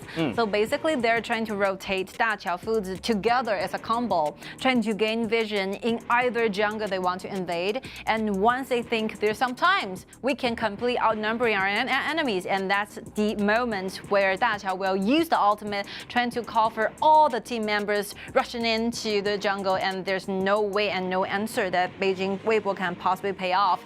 So this is the key truth why they have gained back this victory back to their side. And I think Beijing.WB could be performing better in this match, because I think sometimes Nuanyang might be too rushed into something. Yeah. It's might be too excited. Too excited. He's too hurried to get inside. You want to do some damage on it, but you have to combined with some CC, some control, or some poking damage, and then come inside to clean up the back line. But you know, the reason why Beijing.WB was facing such a huge threat is because look how accurate those swords are from Qingfeng. I personally wanted to reward the MVP to this particular player. My answer from my true heart, the MVP might goes to Agai or Qingfeng. Okay, or Qingfeng. I prefer to the Qingfeng as well. Yeah, there's a favorite, but no, but not absolute. So the Qingfeng, they actually did a very great job during the mid game because he really do a lot of poking damage into their opponent. And poking damage left in the fact that the poking damage is really high, but yeah, the accuracy of the ability of the swords onto the right target. Marco Polo will be the one secured and fixed target from Qingfeng. So I really liked how clear that the whole strategy goes off, and Qingfeng basically contributing nearly 40% of the total damage. That's something huge. I cannot remember a lot, but I think I just remember the Marco Polo Sims been destroyed by the Ganjiang twice and instantly deleted by the Ganjiang Moye. And let's take a deeper look at Qingfeng, this player, very talented. And I think personally Qingfeng is the most stable foundation for GK. Within the whole team, he contributes the most damage with over 4,500 damage per minute for the entire summer season. So I think Qingfeng is really precious to Foshan.DRG.GK because GK is very famous for their aggressive move, aggressive gaming play. So sometimes you will be seeing that some of the players might make some careless mistakes, but Qingfeng never did the same, never made any mistake by performing himself very smoothly every single time. Qingfeng is the most stabilized players in this team, so his performance can basically build up the solid efforts for the team. Qingfeng really carries the entire team in this match. I think Chelsea is really miserable. Yeah. Facing all the threats, all the swords from Ganjiang and Moye. He actually built up the succubus cloud in the last item. In order to protect themselves. Yeah, but it's too late. Yes. It's too late to build up the succubus cloud. Yeah, that's one point. Maybe Chelsea could consider, wearing some magical defense item earlier than the last minute. Maybe in the fourth item or the third item, just right before the frigid chart. That will be more easier. You can do a lot more damage in the team fight. Yeah, we can see when Marco Polo is trying to get inside, Fever Brush jump inside, always a lot of sword from a lot of plays. Yeah, so succubus cloak will definitely be one better choice for Marco Polo. Instead of building more damaging and physical damage items, I think self-protection is really needed because you're facing the fact that Ganjiang and Moye will continuously giving you a lot of burst damage, not a poken one. So I think it's extremely important for Marco Polo to stay alive. And Qingfeng actually know where it's his target, and the Marco Polo, which is Chelsea, definitely the big target is. I think Chelsea really played really well during the previous game, but unfortunately, I think it'll be much greater to see more play being performed by both teams because I really think both teams are basically on fire today. So now they're tiring the series up. Right now it's 1-2-1. We are beginning the new best of 5, right? Of course, and let's wait for the second and the third match to kick off.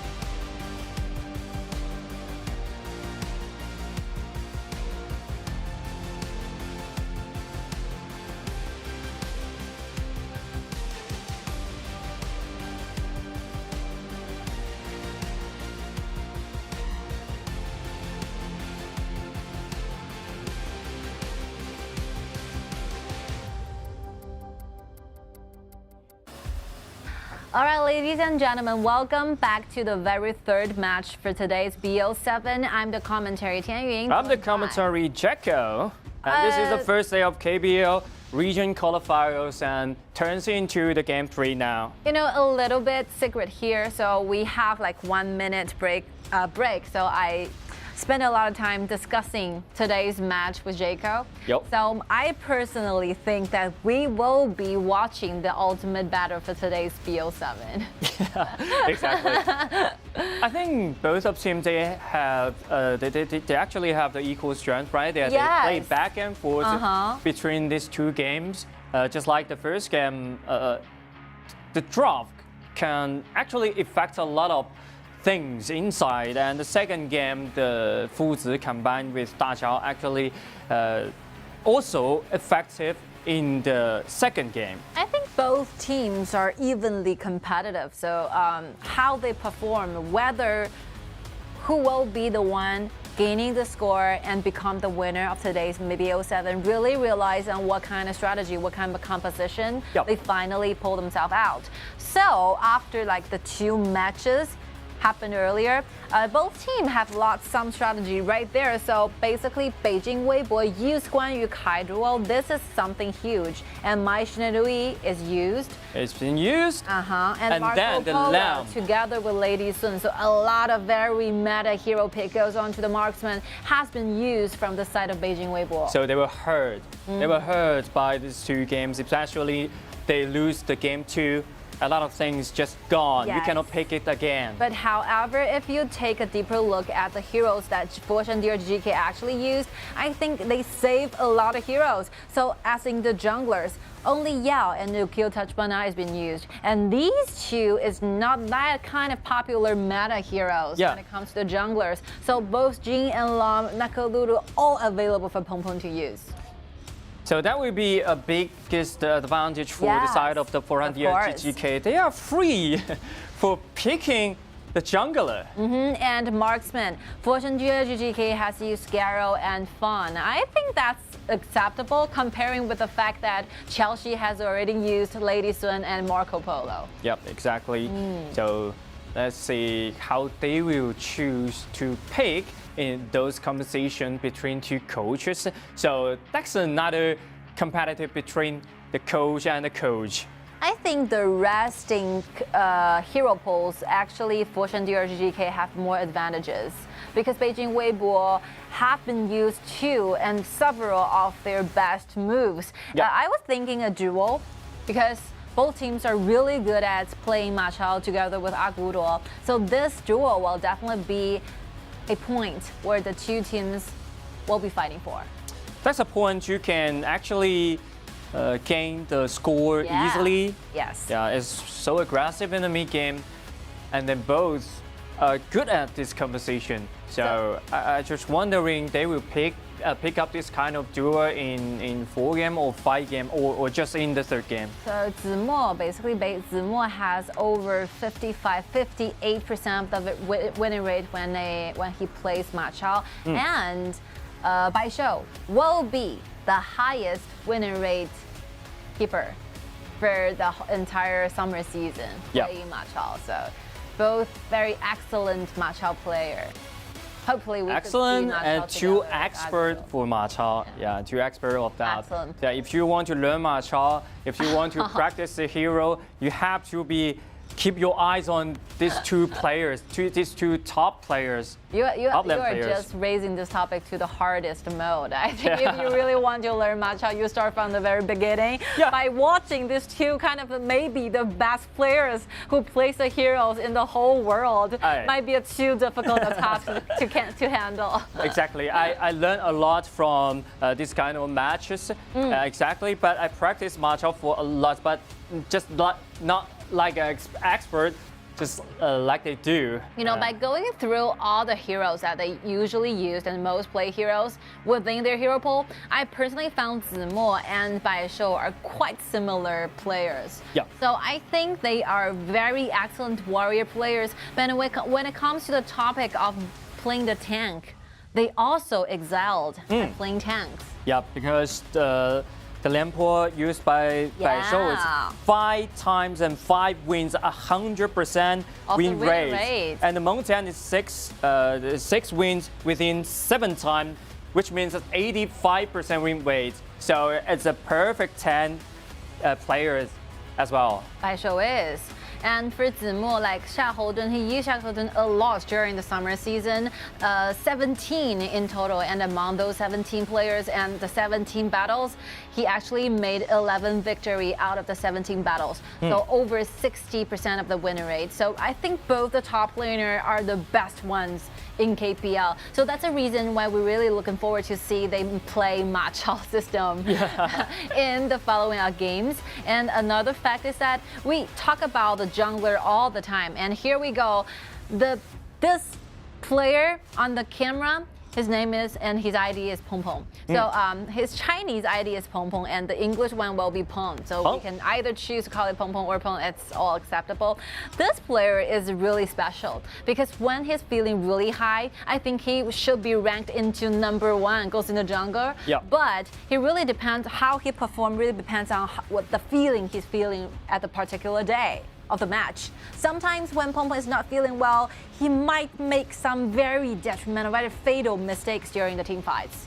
So the mentality is quite important when he played on the Extremely stage. crucial. Yeah, and the experience he think go through a lot of things will impact the mentality when you are playing on the stage. And that is totally different between your online playing or just without online. Yeah, so the mentality will definitely be the most important things when it comes to like really important matchups. So for these two teams, whoever won today's BO7 will be rewarded directly to the group stage, saving them a lot of efforts and trying to avoid the BO1, the second round within the KPL regions. That is something you don't want to enter because only 4 teams out of the 10 teams available while trying to gain the remaining 4 spots in the group stage. Yeah, it's more difficult when you join Very difficult when you join the round 2 at a single round robin for that. So BO1 is more difficult, especially you're playing with a lot of strong team and everything is unpredictable because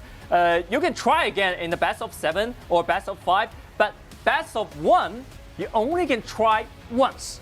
You cannot make any mistake. That's just trying to imagine how stressful you'll be feeling because you have to do your homework, you have to dig for the background information of 9 enemies in total. Yeah. But within this fight, you have to only watch out the previous game, you know, with 1 enemy, 1 team. So you really wanted to gain this victory back in order to save you for a lot of effort, a lot of time to prepare for the group stage. Yeah, exactly. Which means if you lose this game, you will get a second chance. Yes, yeah, of course. this is the first. That's the first of that. But the second is you will add up a lot of work to do that. For the coaches especially. The coaches have to do a lot of work back then. Though there will be a lot of more teams joining in the second round, so if you have time, you'd better go directly to the group stage. Yeah, exactly. Okay, and the global here we pan go. pick, the match 1 and the match 2 they pick has been shown on the sport. We've been discussed it for a little while right now. So basically, if we take a look at the remaining hero pool, I personally think that GK actually have a better choices than Beijing.WB. Yeah. But since we're talking about all the players are so professional so that they have a really deep hero pool, maybe Beijing.WB can pull off a better composition than we expected. So here we go, dive into the third match of today. So Beijing.WB will be stayed in the blue and Foshan.DRG.GK will be stayed in the red side. Yeah, exactly. Another brand new best of 5. That's something new. Yep. As we can see, they have already used Alam and Maisha Nui, so that's a reason why they put it on the ban places so that if I use it, you cannot use it in the follow-up games. I think that these 2 bans will throughout the whole series. Wow, Gongsun Li being taken away against, going to double, doing the matchup together and against Luban. Master and Luban number 7, nicely done. Then Luban number 7 and pair up with the Luban Master is a perfect combination in this game. Wow. And it's a popular duo in the KPL because the huge damage from the Luban number 7 can be done in the late game. But the disadvantage of this hero is inflexible. Yes, so his father, which means made by the Luban Masters right there, can offer another dash for his son, Luban number 7. So it would be more flexible in the team fight. The best decision, the best pair for Beijing.WB to go as a support will be a Zhang Fei, of course.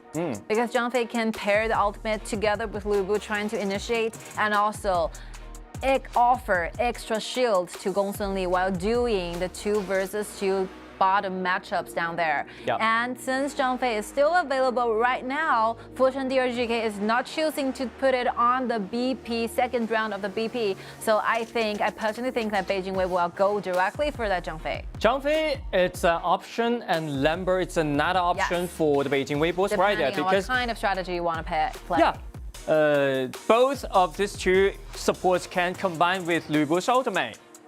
I love how clear the targets are. So from the second place of the ban places right there, Beijing.WB will manage to take all the warrior available, Guan Yu and Ma Chao together. So Zhang Fei shows up as you predict before. Wu Zetian? Zetian? Will that be the choice? Will that be finalized? Yes, the answer is positive. So they choose Wu Zetian as the counter pick towards their enemy's composition. Wow. Countering in the blue side. So I think together Wu Zetian's ultimate pairing up with the 2 ulti offered by Lu Bu and Zhang Fei, probably we're gonna be witnessing and watching a wonderful, beautiful control chain right there. Yeah, exactly, because Wu Zetian actually not a common pick, but you can pick it as a counter pick of that. Wu Zetian is a special hero in the game. You can find the CC in all of her abilities. Yes. And the full map support is available by her ultimate for any time if you need help.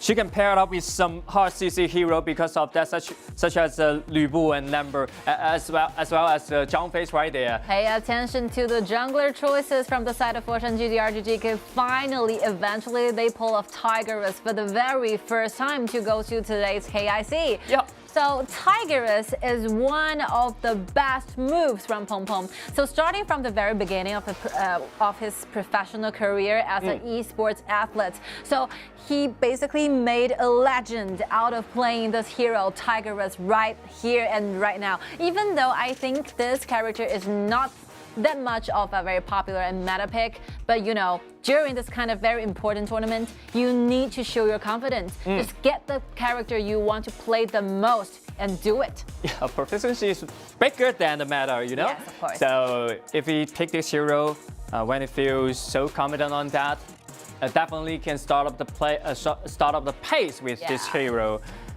And that's a totally different style from the KPL summer season. I think Foshan.DRG.GK really did prepare a lot for the KIC. Yep. So as we have been seeing, they use Yao, they use UQ Touch, but they use Tigerus again, avoiding picking all the meta junglers right now in the current meta. But unfortunately, I think they formed quite well because I can see a little like combos together when you're pairing Tigerus together with Xiangyu. So they can be really aggressive in the early game, trying to gain some vision, trying to do a little bit of an invasion here.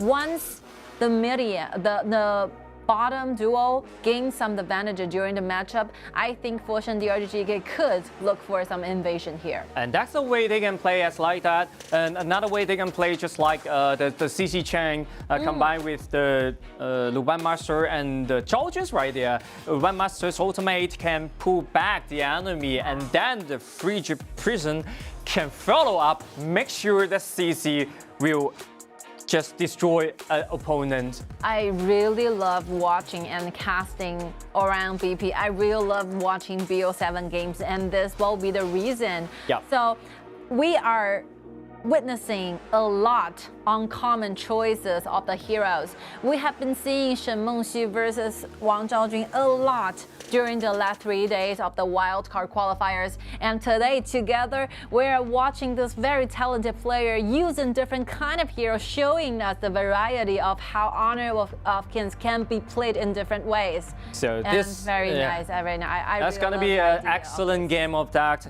Since we know about this version, this is the first games of the KPL region, and this is the first game of the global BPs out there. So much first time and so much funny on that. Yes, this will be a starting point, a very good beginning when it comes to KPL region qualifiers. So here we go. This match, really curious about how the crowd control ability are being shown and how this game will be taking place in. The third match. Whoever wins this particular game will gain the second score back to their base. Oh, number 7. Number 7 actually changed the lane, to the middle. Yes. That's some common change. Trying to gain some priority right there. And since Wang Zhaojun can, possibly gain more sprite than the marksman could do, so basically they can trade back for this by simply making a rotation down. And basically, for DRGGK, they can gain more resources than the Beijing.WB in the early game.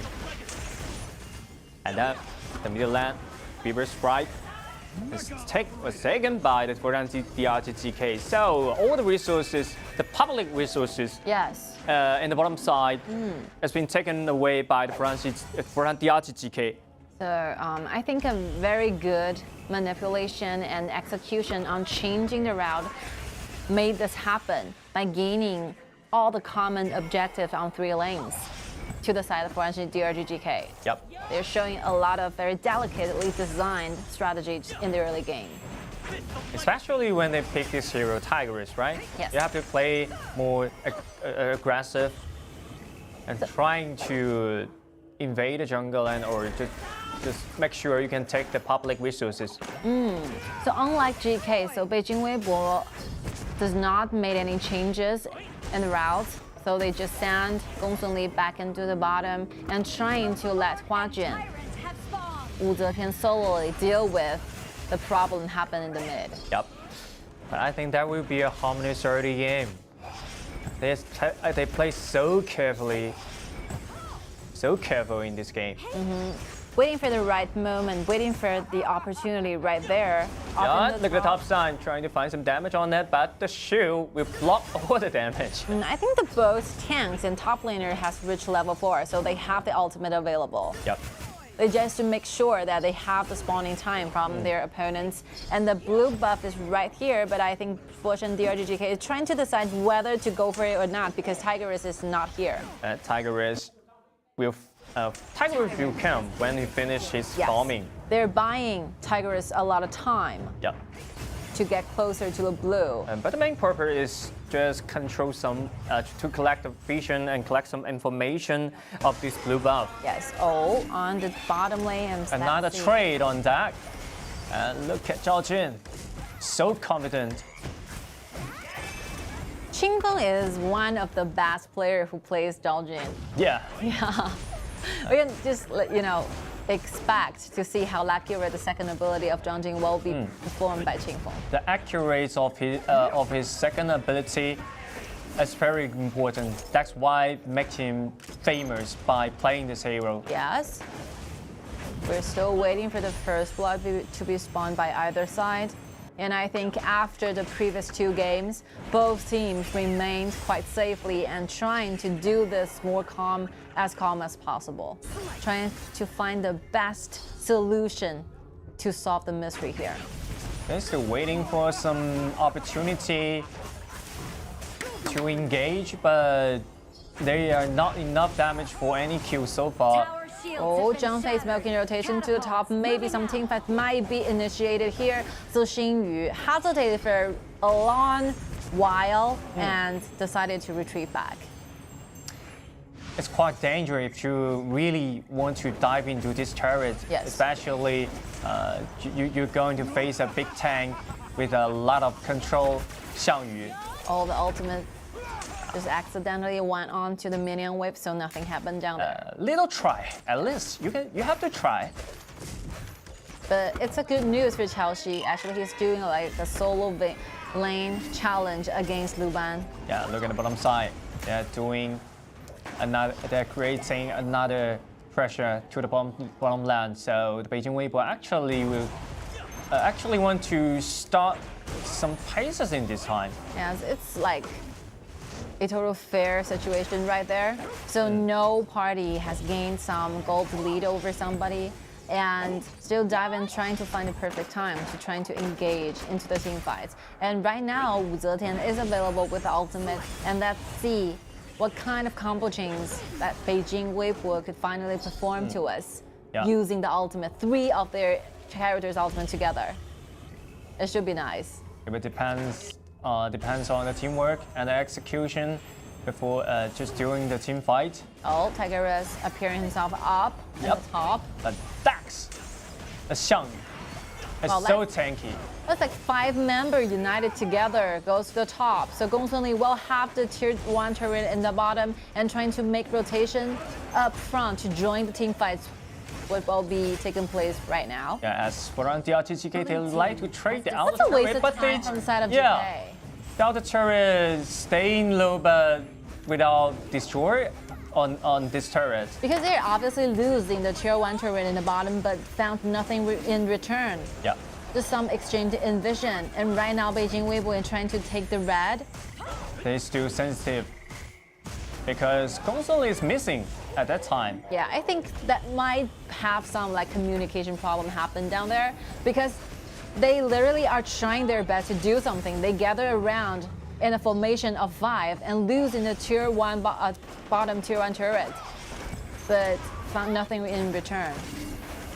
And that's not a bad news for them, because you can release the Luban number 7 and Luban Master to join the mid lane and share the gold in the mid lane. Yeah, maybe this will be another thing they're trying to look for. Yeah, Peng Peng will do that things. You want to trade the turret? I can do that, but I will offer a lot of protection for Menglan. Peaceful atmosphere here. Yep, so peaceful. And the gold gap right there is 2,000 and lead by the Beijing.WB.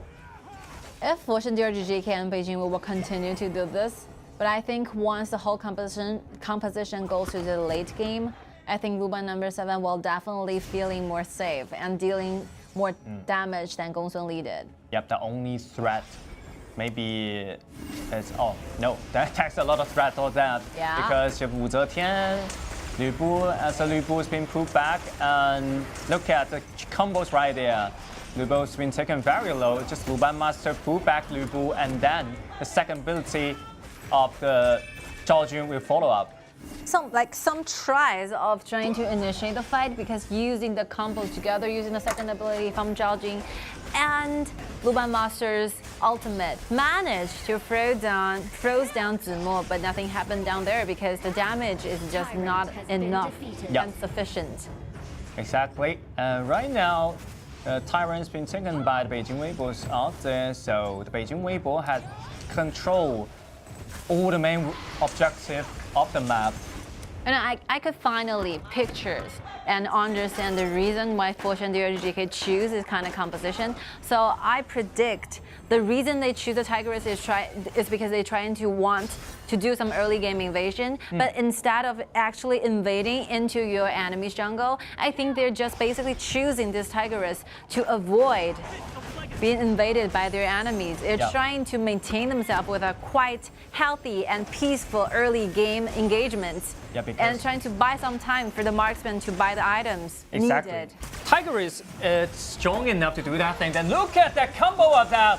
We can make sure the Huazhen dead instantly. And right now, the Lu Bu just jump inside with the flicker. He can dodge a lot of damage and have the kill inside. As Jing ultimate just come inside, trying to gain another kill. And then he's exchanged with the image. It's so from performed so well, but it's still not enough damage to finish the kill. All the number of the Foshan.DRG.GK, they are still staying in no. Even though they're brought very low, but unfortunately there's not enough time and enough damage just to gain that kill over. And Ultimate trying to gain a kill, but it's not enough again. So that's still lack of the tiny damage on that. Spend some time watching the replays here. So Hua Juan will be the first target, the first man going down. And starting from now on, Beijing.WB is trying to engage into the team fights where they only have like 4 members available against 5. So I don't think it's a wise choice. Once they use the ultimate with Jing, they use the ultimate of Zhang Fei, and that's it. That's the complete use up of abilities. There's no more damage and ability available to trying to continue the team fights. Sure. So Beijing.WB really needs to make wiser decisions because during this particular time, they're leading in the gold. They don't need any other distractions trying to slow themselves, snowballing down. Yeah, and by the way, the positioning they are in, they were in the last team fight actually is not good of that because they are actually diving into the outer turret of the mid lane, and you will take a lot of tower shot. You know, the Foshan.DRG.GK is doing the same strategy. They're hiring 4 bodyguards. Look at the tyrants right there. Exactly. They issue his ultimate to zoom away the Foshan.DRG.GK, but it's not succeed. Look at that.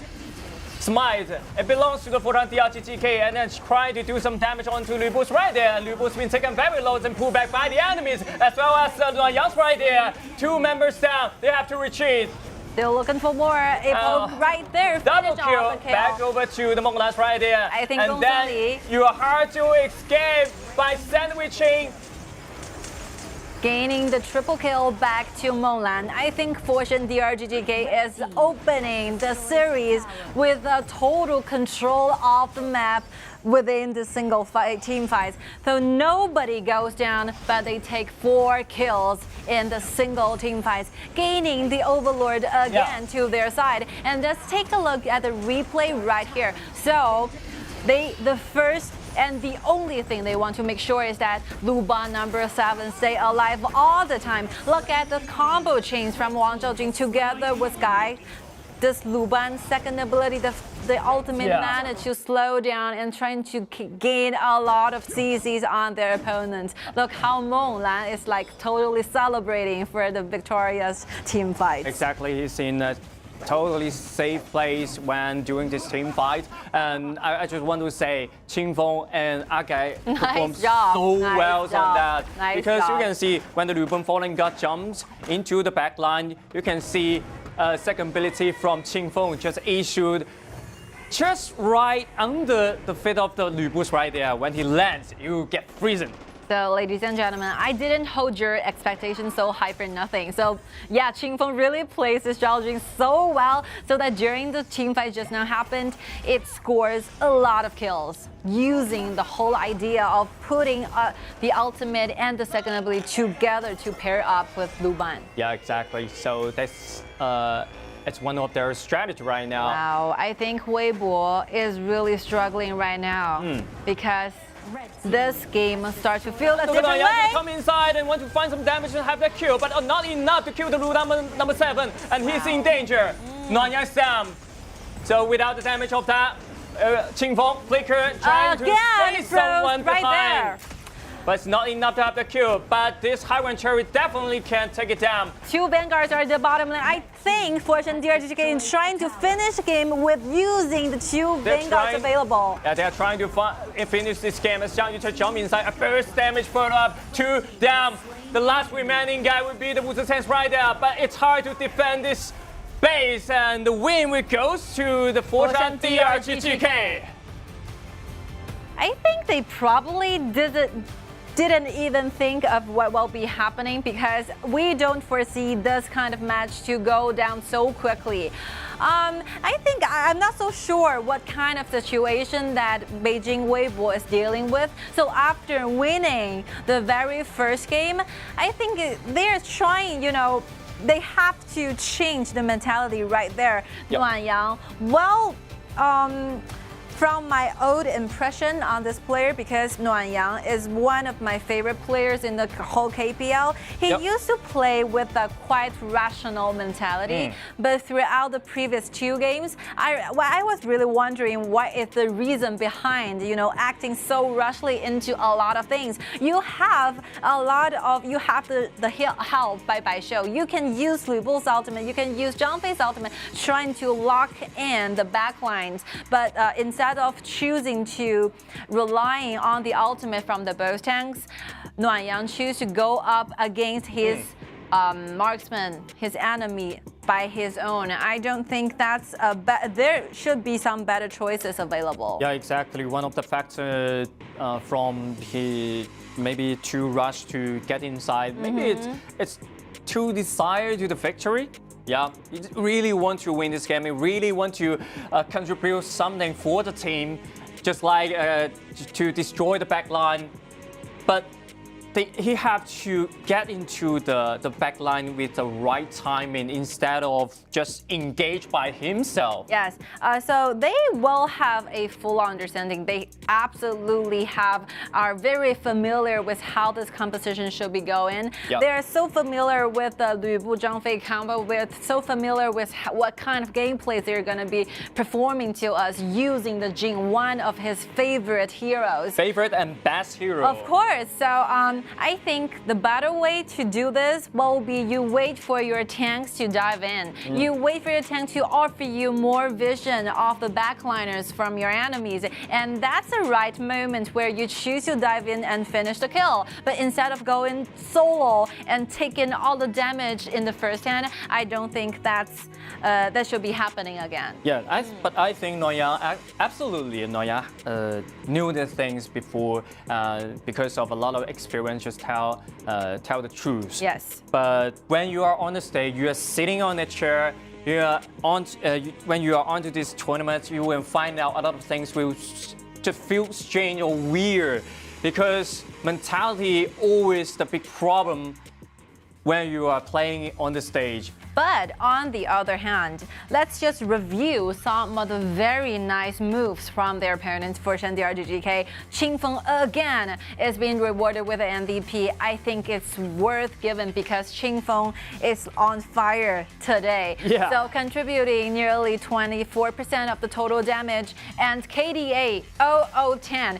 He managed to keep himself alive for the entire match. Didn't even spend a little more time, one single minute to being killed.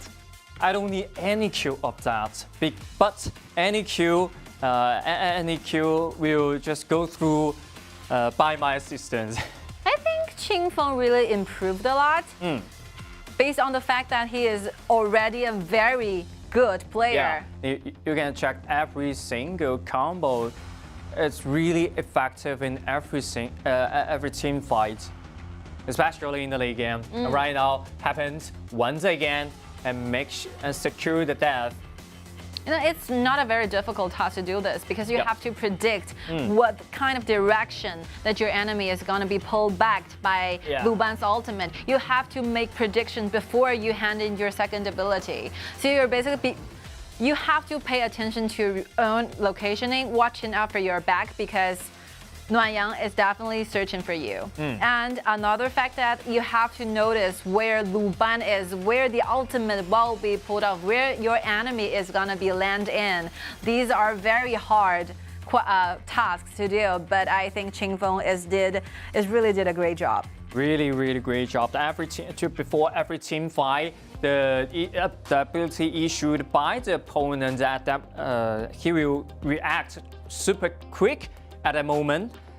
I have higher expectations when it comes to the initiation method coming from the competition from Beijing.WB. So we are quite surprised to see Wu Zetian being the middling pick. And Huajuan, after this, we can see the team fight rate. So I think Beijing.WB wanted to stall this time to quite a late phase, but doesn't really manage to do that. And we don't see a lot of combo chains coming out from the choice of Wu Zetian. I think because we know so deeply about how well they could perform, they won the second prize in the Challenging Cup. They even did an ultimate battle against Wuhan Isa Pro, who is the champion of Challenging Cup. So I think with our understanding of this team, I would prefer and suggest to them that to keep playing your match with a calmer mentality. Yeah, and calmer with confidence. mentality, and then the simple strategy. You have to make the decision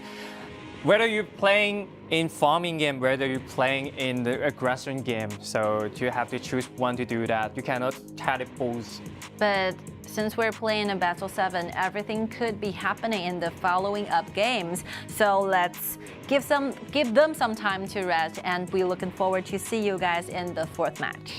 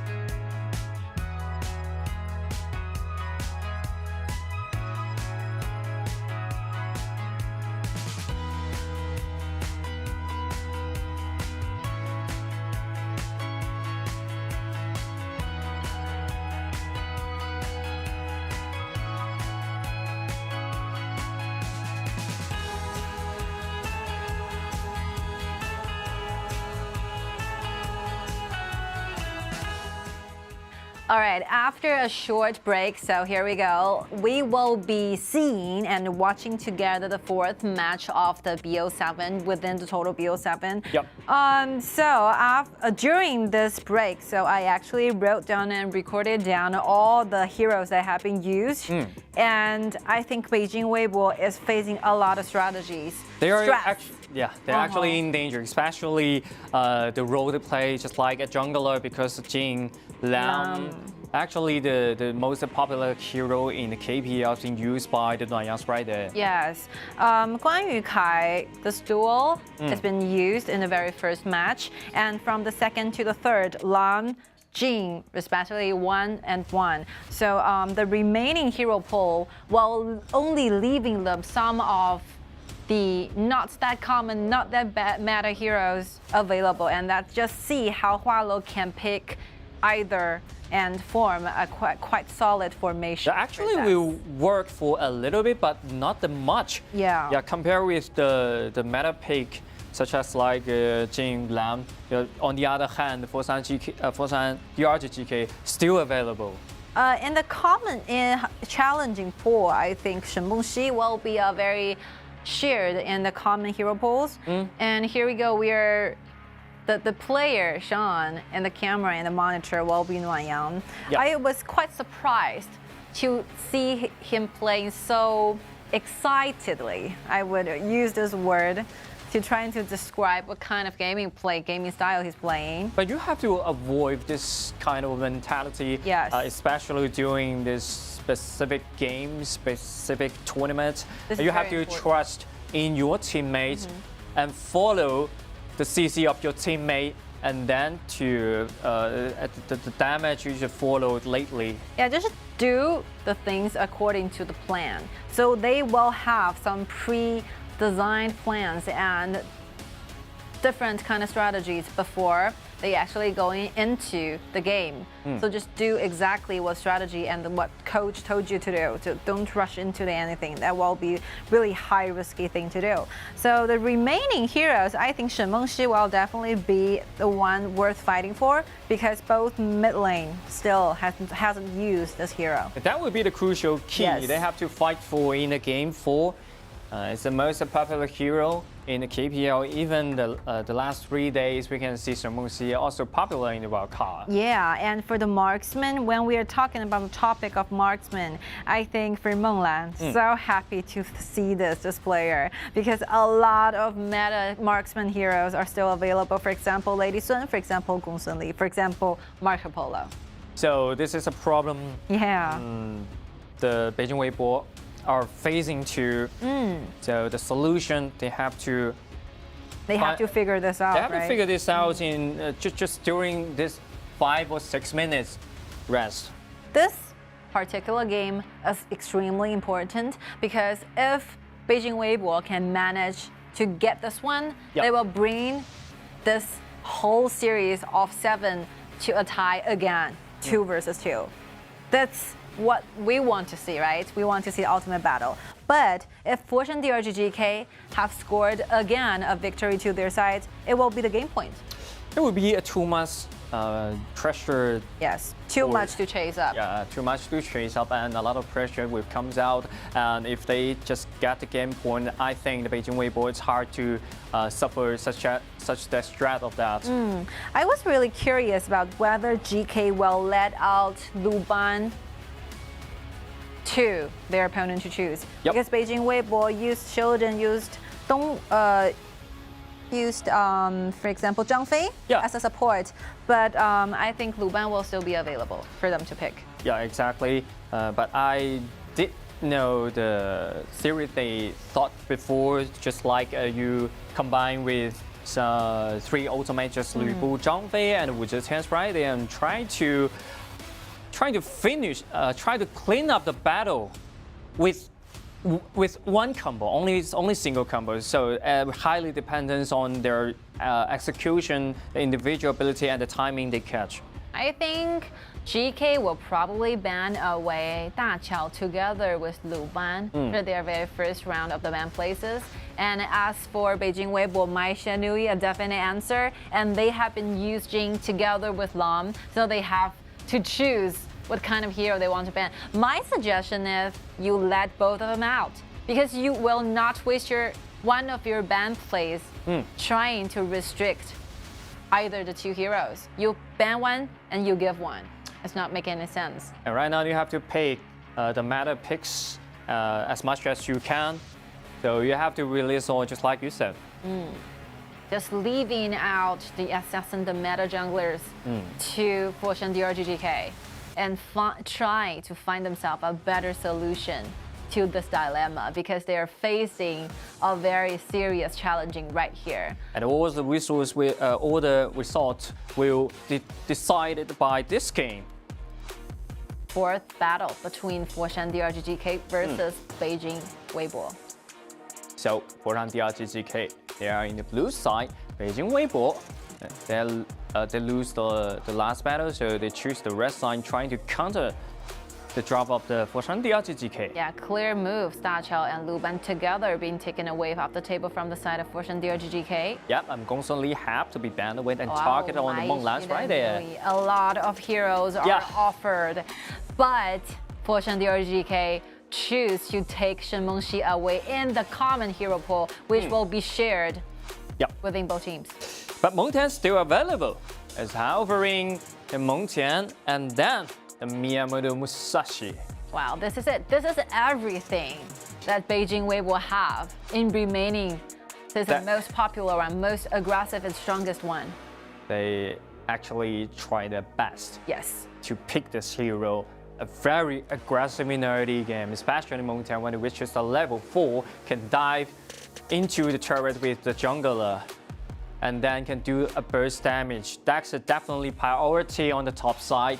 And then on the other hand, Ada's been picked by the Foshan.DRG.GK. Another aggressive hero can show the competitive against Meng Tian right there. And Miyamoto Musashi, this hero is so special to Nuanyang because he won a pentakill record in the summer season. So Nuanyang really need to do a good work here using Miyamoto Musashi, trying to find the right and correct and proper rhythm for the entire team. So I think Nuanyang is running out of hero pools right Of there. course, So that's the best option he can pick up in that situations. And we can see the second ban of that. The Zhao Jun's been banned away by the Foshan.DRG.GK and shielded as well by the Beijing.WB. And trying to eliminate those kind of supports who will engage in a lot of serious team fights, trying to make sure that Chelsea stays alive and Chelsea will be provided with a quite safe environment, surrounded with his teammates. Good choice. Sun Bin as well, trying to limit the flexibility of their enemies. Nice try. Maybe the Dong Taiyi, it's the one Foshan.DRG.GK will more prefer to pick it. Dong Taiyi is a remaining common hero pool, right? It's not been used for either teams, but banned by themselves. Banned away. So that's a crucial factor because the second round you can have the first pick by the red side, so you have to ban away.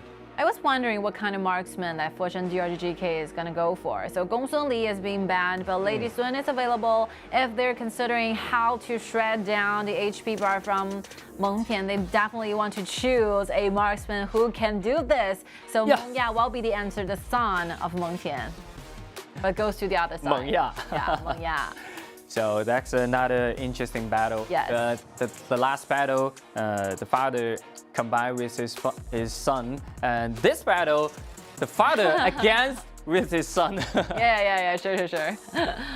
Some relationship are happening down there. And Lumber will be picked as a support, as a huge initiation method here for Beijing.WB.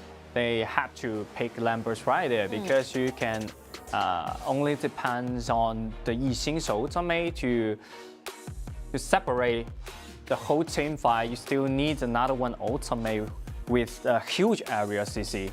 I think the battle style just got completely changed within this one because we're seeing Ata together with Jin and using a very early game hero Meng Ya together with Tianyun try to cause some problems towards Chelsea. So in the previous like 3 matches, we're all seeing and watching together like Beijing.WB wanted to create a lot of early game pressure towards their enemies. But right now in the 4th game, we're finally witnessing some of the aggressive moves from Foshan.DRG.GK. Yeah, exactly. Just like you said, the different style from Foshan.DRG.GK showed up in this stage and in the game 4. Just like Ada, Jing, Shimengxi, Meng Ya, so aggressive in the early game and mid game. They want to end this game as quick as possible. I think Foshan.DRG.GK can find all the advantages on 3 lanes. So with the smite, Ata will successfully gain the priority and trying to have the river sprite. Yep. And in the mid, Shimengxi can manage to clean the wave faster than Yixing does. And on the other side, on the bottom, where the bottom duo will trying to endure a lot of pressure onto Consort Yu. So basically, I think Foshan.DRG.GK is facing a 3-lane advantage in space. This composition really meant something to them. The early and mid phase is very important for Foshan.DRG.GK to master. Yeah, exactly. So I think the composition of the Beijing.WB is very similar as the first game of the Foshan.DRG.GK's composition. So the only core is the concept used right there. So you have to put up the game and then delay the pace from the Foshan.DRG.GK. If I didn't remember it wrongly, I think Consort Yu probably scores the lowest winning rates in the wild qualifier last for 3 days. So whoever uses this marksman cannot just find any victory back to their team. So when you see Consort Yu, you expect to see this game go into very late space, where Consort Yu will finally have the stage to show off his talents and show off his damage to the enemies. So I think from this game, Beijing.WB was looking for a late game insurance. So they have like 2 tanks standing up front, protect and offering vision to Consort Yu, making some damage happening in the late game. So they really need to pay more attention to the farming up and really need to be extra careful when it comes to the matchups. Exactly, we mentioned a lot about the late game. And during the wildcards qualifier, there's not much late game they can gain for it. So this time, let's see the Beijing.WB can delay the game until the late game or not. Yes, so here we go. Let's see the matchup here. Wow, how impressive this is, the aggression I was looking forward to see from Menglan. This player plays the kind of strategy really well. So aggressive for that, but nothing is in return. Look at that, it's been taken very low, but the first ability, it's able for him to restore his HP. And then the Lambert's been taken very low as well. The flash will make sure to control, but not much damage can finish the kill. And then Ada is coming inside, another CC issued, but still alive from the side of the Beijing.WB. The members right there. Rotation, making something and more they start to strike back and have that kill, but the cost is his life. I think it's not over yet. They will find another kills on that. Okay, so it's a 2-to-1 trade still in favor of Beijing.WB, managing to take 1 extra kill against your enemy. So invasion is made really clear with the smite. So DRGGK actually wanted to make something happen by using the flicker ahead of your enemy by the aggressive move we've seen from Menglan, but I don't think they got some good result out of those decisions. Yeah, exactly. You can steal the blue away, but you cost too much on that. You don't want to stay for too long. Yeah. You cost too many skills on that, some of the skills, and then you cost a lot of time. But here we go again, Beijing.WB gaining some vision in the blue, trying to have more information on the spawning time of their enemies' jungles, and 2 members will be found in the bush. Yep. A little skirmish happening in the mid lane. Look at the damage right there. The ultimate from the side of the Beijing.WB is pretty effective in this kind of skirmish. Yeah, so you really need to be extra careful when the jungler on the other side reaches level 4, especially when he's playing Miyamoto Musashi. Yeah, and why right now another type is trying to do something, and they are still doing the damage. But Nuanyang was get caught here, but Huajuan pays with his life. Huajuan, it's hard to get outside because he's in the wrong positioning. Since there's no flash available. Yeah, exactly. Look at the Miyamoto Musashi is being brought back by the second ability of the Atas right there, but not enough damage can follow up. So Miyamoto Musashi is quite special with the very first ability. He can basically block every single thing heading towards him, but you really need to master the time when you're trying to pull off the first ability, and the second one will constantly offer this hero a lot of shields when he's doing team fights during the mid game, and the ultimate will enable this character to dive right in above their enemies. So you really need to be extra careful when you use the ultimate. Choose the perfect angle is what you're looking for. Yeah, sure. And some more high in the bush, and then issue the ultimate and trying to do some damage onto this turret. And then look at Yixing's ultimate, block the way out of the Foshan.DRG.GK. Nice done, nice play of that. I think there's a completely change of vibe for Beijing.WB. Yeah. So simple resets. I think they have pretty much covered everything and solved everything out. By using this kind of gaming style, they managed to take down very huge lead in the early game. Yeah, exactly. You can feel a lot more confidence. Yes. Comes out with the players. And better communication as well. You can see how effective their team fights are. So we are watching the replay on the top lane. That would be the solo kill by Peng's right there against with Nuanyang. Ying versus Miyamoto Musashi. Here we go, looking at the facial expression from the two teams and the two players who play the hero. Yeah, Nuanyang, look at another initiation by the Yixing right there. Another but not enough damage can follow inside. But Mountain jumps in and wants to have the kill, guaranteeing the kill, but just not enough to have the kill. And again, we can see the ultimate is being triggered, and then Atas has been taken very low. Jin comes in, another ultimate burst damage, destroy the Concert U, and then the next one will be the Mountain. Double kill back over to Peng. Total opposite direction heading up here. So during the team fights, DRGGK managed to lose 1 but get 3 in return. Complete victory over to the side of DRGGK, and let's just see what happens down there. So actually Huajuan is using his ability, using the only dash he got, trying to initiate the team fight, and look how tanky Zimo actually is, enduring and absorbing a lot of damage from their enemies. But boom, look at the correct moment, look at the location where Peng finally came here and joined the team fights, melting down all the backliner from their enemies. Is that this same question or same problem for them? Still too hurry to do that thing is because Miyamoto Musashi is still in the fountain. Yeah, they're out of numbers to do that without the burst damage.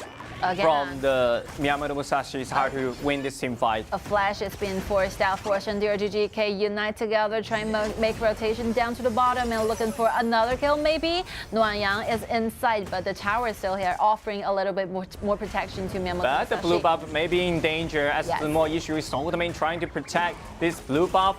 And then a lot of damage he will take, and then Jing issue is ultimate, the mirror space created by himself, but the Yixing's ultimate just blocked all the way in or out. So Agai have to die inside. I think Agai even used the ultimate to stand up again, but the location is not that satisfying, so he pays his life there as well. This kind of location, which is Yixing's favorite. Yes. So with Yixing's ultimate together with Lumber, I think Beijing.WB can safely protect their jungles using this kind of combos. So Foshan.DRG.GK really needs to be careful when they're trying to do some kind of invasion here, because the crowd controls might be a problem for them, especially the backliners. Yeah, that's a big problem. So Beijing.WB actually can strike back easily in some skirmish in the jungle lane. I think a better way to trying to win in the team fight is make good use of Qingfeng, this character, use Shen Mengxi's poking ability, trying to gain a HP advantage like this, like and this. then Jing to jump inside, but it's hard to follow up another damage on that. And with together, look how the damage is putting onto the enemies by Mengya's first ability. They're literally on fire, right? Yep, but his father is so tanky. His father can suffer a lot of damage from his son. I really like the items that Meng Tian is building right now. Fully tanky items, all defensive items. It's creating a lot more fault tolerance by building up his defensive item. And using the passive from Lambert actually makes Zimu an even tankier a character, right? Yep. Offering extra shield.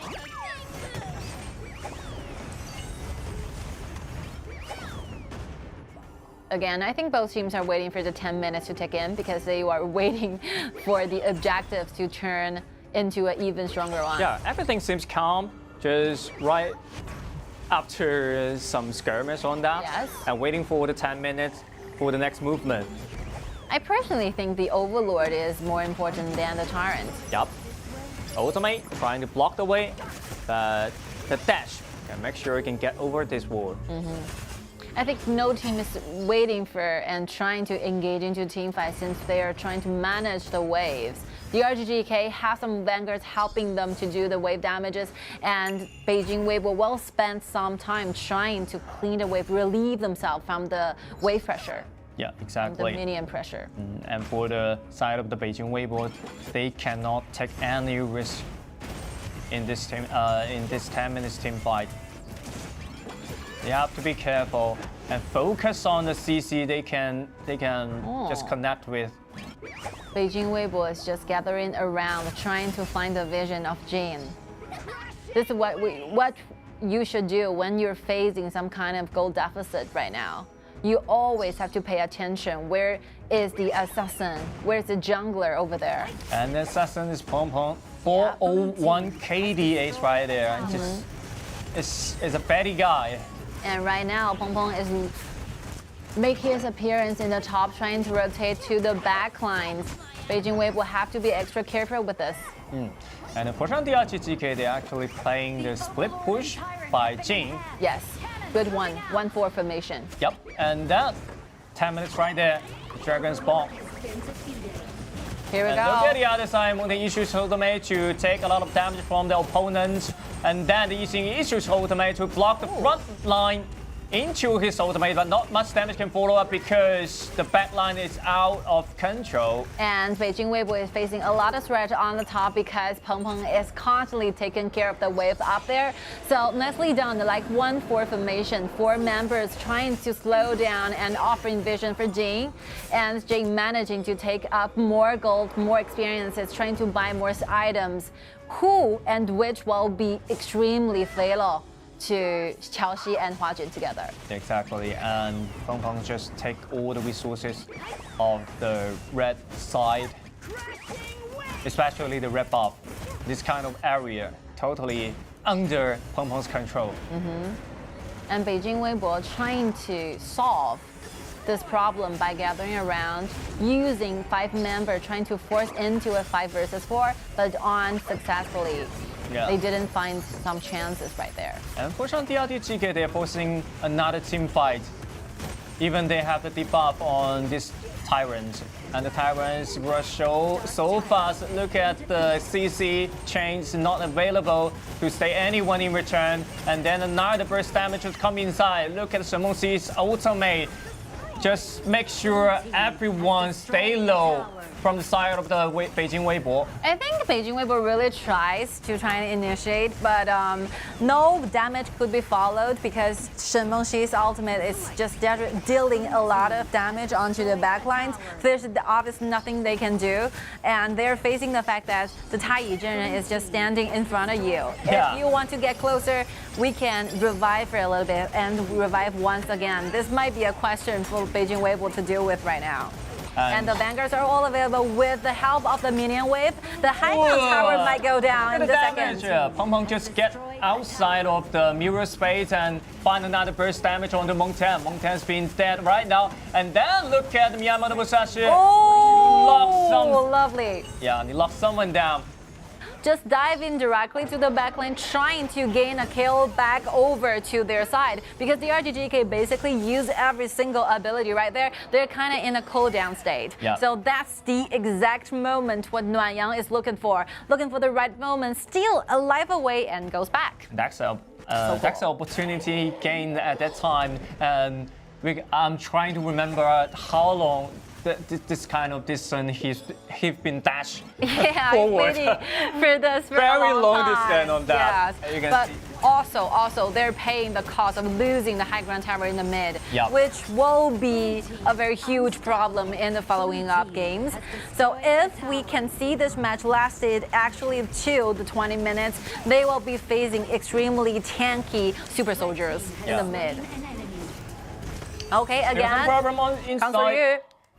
And look at the Jinx right there. The resurrection spin trigger. He can stand up, but it is in the original position. Jin goes down. And look at that guy. He will down as well. So that's another timing. Beijing.WB they found at this moment. Good the tides opportunity. will change. The tides will turn by themselves. And Miyamoto Musashi still trying to gain some waves down there, making Qingfeng rotating back to the bottom, while the resting teams will trying to take down one more turret in the mid. And we are now seeing the wave rush into the high ground tower, while Beijing.WB will finish a game within 5 seconds. They have to give up one of the high ground turrets right there. They cannot defend both of them. Yeah, but unfortunately, Miyamoto Musashi just jumped inside, locked the Mongyard and killed him immediately. Crucial engage.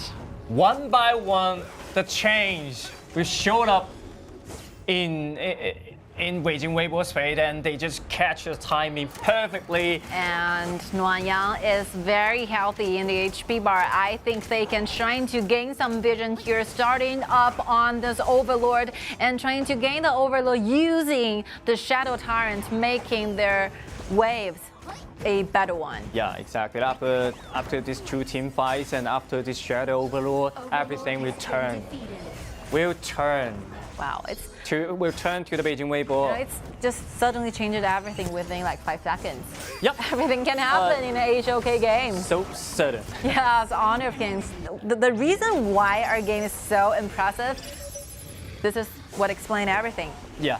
You cannot predict what's gonna happen. You cannot lose your focus when you are in some goal lead. When you're trying to extend more goal leads. For example, they just take down the middle high ground turret, but they want more. They want to take down the top side. It's too much. They cannot suffer that. And the ultimate is being issued by Ying right now, and then the Jin just go inside and do a lot of damage into the Mongtan. Mongtan's been taken very low, and then take down by the Shenmeng right there. Resurrection spin trigger. Look at Miyamoto Musashi jump into the back line, trying to find the kill of the marksman right there, and he failed to do that. As well as Jing, he fell once again.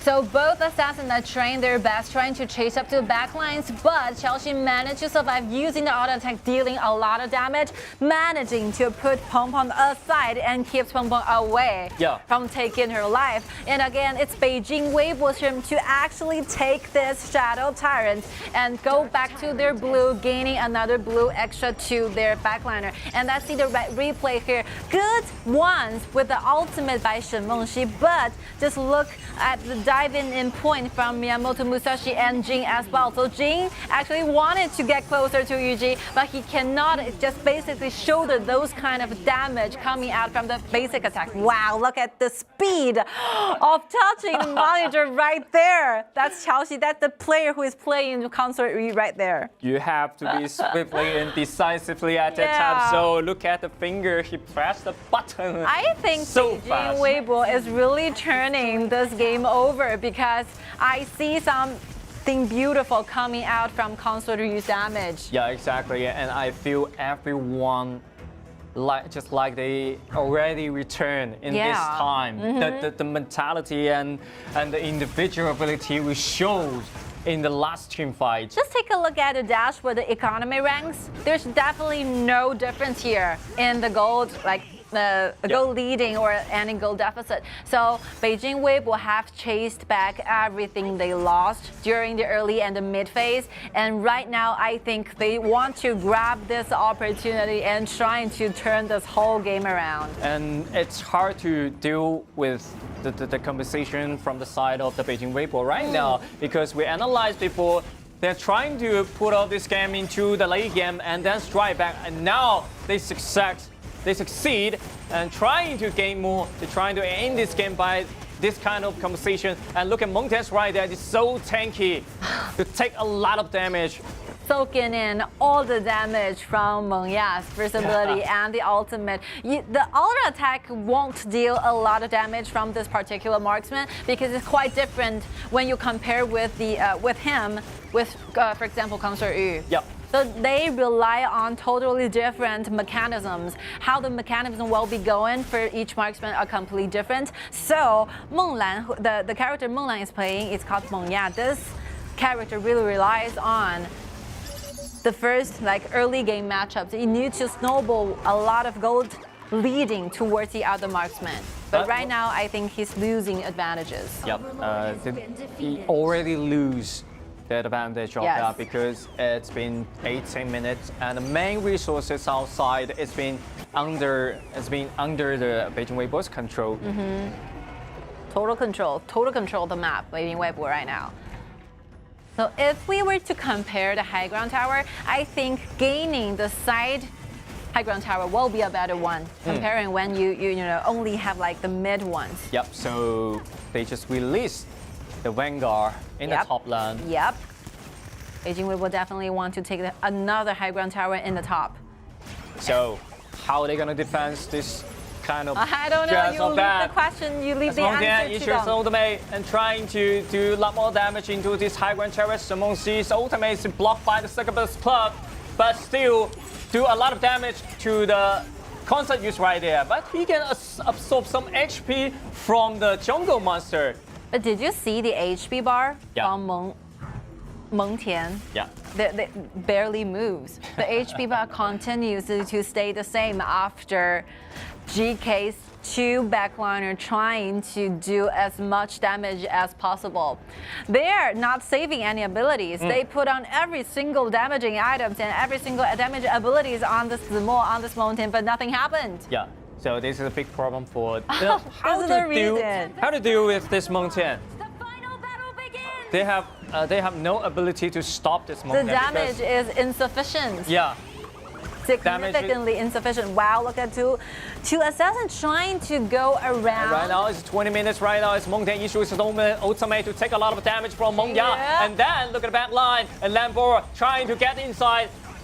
And then Miyamoto Musashi, he will lock the Meng Ya's right there. Another resurrection with trigger. He will stand up and buy him some time. But Miyamoto Musashi still doing the damage. Resurrection trigger. Once again, the third life. He will strike back. He will strike back one set time. And two second ability with the Lambert's right there trying to find some damage and the CC. But just not enough. Okay, protect the Menglan so well and offer a huge protection. Meng is really looking for more kills over there, using the second ability to stun a single person right there, getting the kill over to the team. So after a very fierce battle, DRGGK is the one who's winning the game. Heading on to the Tempest Dragon, Qingfeng made something happen. Wow, God, what a play, what a team fight. We saw almost adding together over 15 lives being triggered away using the safe entry, using the ultimate from Tianyun and offering the extra life, keeping DRGGK in a winning position. Yeah, and after this team fight, they are able to have the time gap to clean up this Tempest Dragon. All right, we really need to see the replays right here. So Zimo is soaking about a lot of damage here with using the ultimate from Yixing, trying to locate where the location where the team fight is about to start. But with the diving with Miyamoto Musashi, finally triggered the first resurrection, the first life of the backliner. And Peng Peng with the use of Jing is doing the exactly same thing. And actually he got a kill over to Xiaoxi, but only one resurrection is offered to Peng Peng. Exactly. So that's why the Tianyun is so important for the carries. All right, back to life, and let's see the left corner with the Vanguard helping. Actually, GK have the high ground tower on the top, and while they finish the game, while they gain the game point to their side, this game is started to sound so interesting. It's really is a game unpredictable. Yeah. You cannot predict everything. All right, as we just said before, Beijing.WB will turn all things over, and then they just gain the advantage in the late game. But well, only single team fight can change everything. Yes, of course. And with the team fight just happened, I think probably all the Sage's Sentry has been activated for once. So whoever has Tianyun's ultimate will gain extremely a lot of advantages during the team fights. Exactly. And it will be Foshan.DRG.GK. And look at this high ground turret, the Tempest Vanguards still crashing into this high ground turret, and the turret will be destroyed by the side of the DRGGK as it's trying to do a lot more damage into Montes right there, but it's so tanky, it's not enough to kill him. You see, it's ultimate, it's quite good to circle around this kind of junglers right there, and Tianyun's being killed by the Mengya. Oh, Counter right now, managed to a go lot of back to the damage side. is falling inside. Mengya still alive and stay in the safe place as Mengya trying to stop the Vanguard outside this turret, But outside the base. But super still soldiers. so many super soldiers just come inside, and the win will go to the Foshan.DRG.GK. Finally got to the game point of the best of 7 hold a total series. They managed to bring back 3 victories even though they have lost the very first one. Yeah. Nice uplifting of the whole spirit, and we can see all the players, the 10 players are playing so good, so well. They actually turn something over, and it is Foshan.DRG.GK who finally make it to Beijing.WB's base. What? Oh, complete speechless after a total casting of this particular match, because every single movement, every endeavor is just worth casting for. I'm so excited to see the game performs just like, wow, they're playing the back and forth.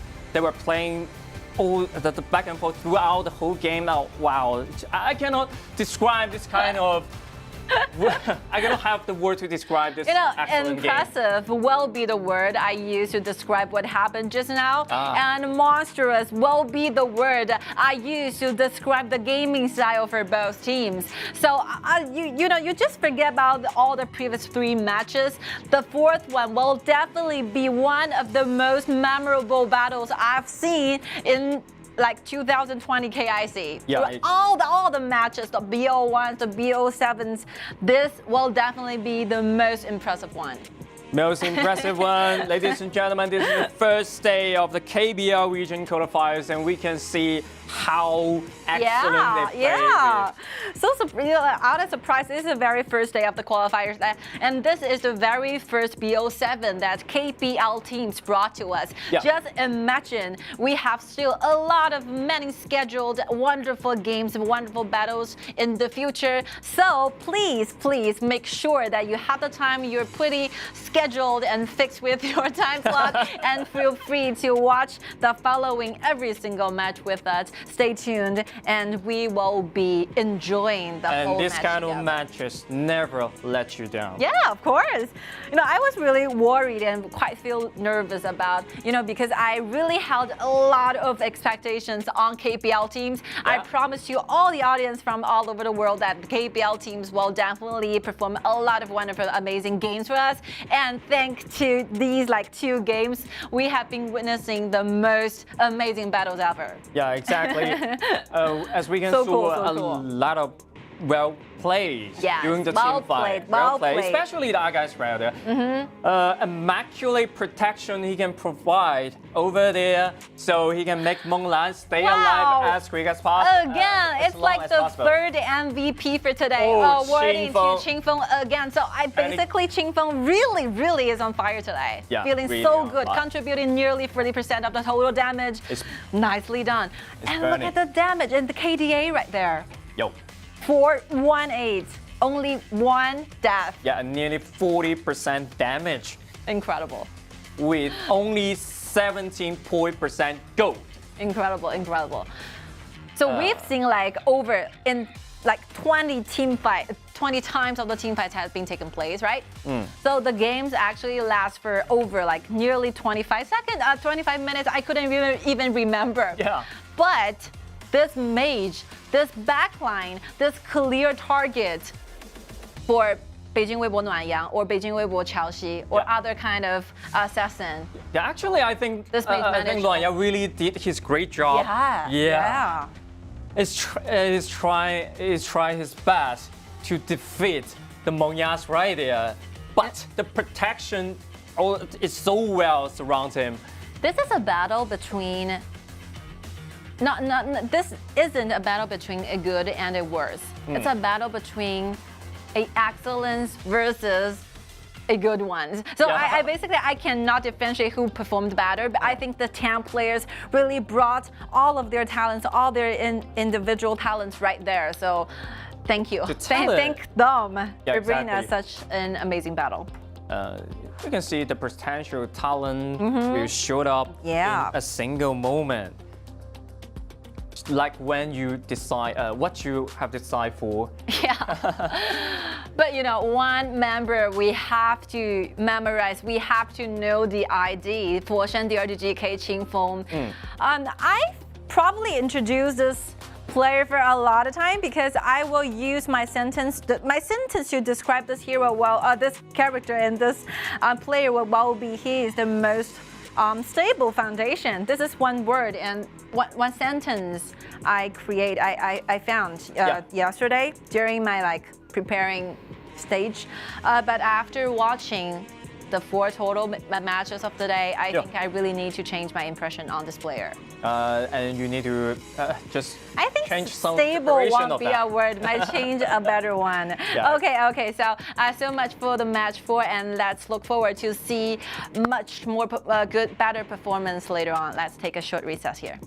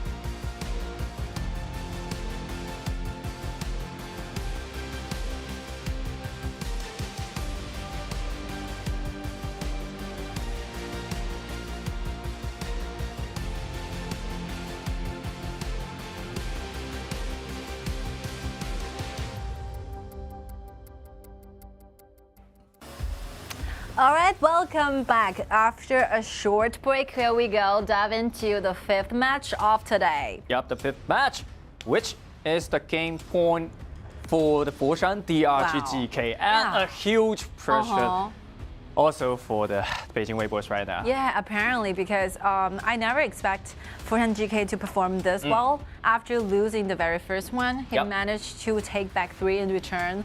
This is something huge. You really need a lot of solid and confidence to do this, right? Exactly. You have to stay calm after you lose one. And I just remembered, we saw Bai Shou smiling to the camera after being defeated in the very first game. This is how confident Foshan.DRG.GK are feeling right now. Yeah, actually, just like we analyzed before, we mentioned before, they're absolutely doing their revenge for the Beijing.WB right there, and they hold that trigger for such a long time. They have to release that bullet. I have no doubt believing and having faith on today's Foshan.DRG.GK. It is Beijing.WB that I have started to feel a little bit worried about, because both teams has been rested for a long time. After the Challenging Cup, they spent nearly a month figuring things out and trying to improve themselves.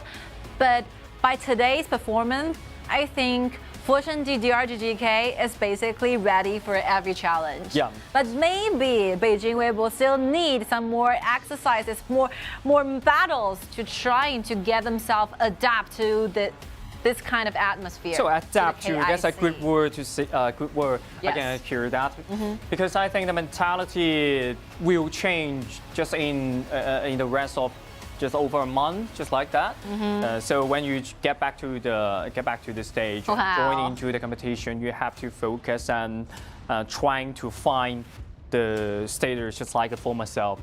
I really enjoyed, watching this kind of clips shooting, where you put your cameras on the coaches, or you put your cameras on the players. So you see different type of atmosphere, different vibes there. So just see how happy and how excited Zhe is.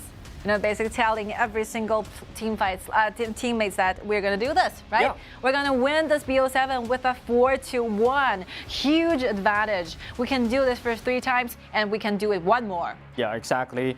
But anyway, for the Hualo coach, right? The coach Hualo, they have to consider how they can win the next game by some special strategy or another heroes they can put out. Yeah, so as I recorded from the previous 4 teams and 4 battles, the hero pool that used is a lot to take for the side of Beijing.WB, and the ban place is quite fixed, because since Foshan.DRG.GK will still be facing the fact that they have to ban away Dachao together with Luban. So Nui, Lam, and Gong Sunli, basically like 2 out of 3 will be the ban place. Yeah, you have to release at least. You have to release of course. one of that.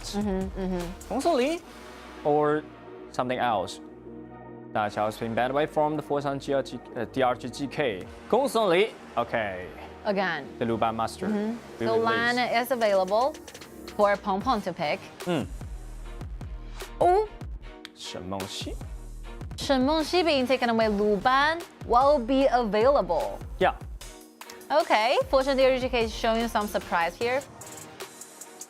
Beijing.WB, they picked the Luban Master as the first pick. Yeah, and Luban number 7 and DRGGK as well will be available too. Yeah, can combine with a lot of marksman, so the core will be the marksman this time. Zhou Yu together with Meng Tian, very well-rounded composition, just by a single sight of the very first 2 pick from GK. Just like the mirror style from the last game, and right now the second and the third pick by the Beijing.WB will be the Artao and the Luban number 7 there. That's a crucial duel in this game. This is a game point, dude. Yeah, I really love the idea that they choose Marco Polo going against Ata, because Ata is one tank. Every tank is afraid of true control, true damage. And Marco Polo will deal the true damage on the tank. Yeah, and the most important thing is he his flexibility. Yes, of course, yeah.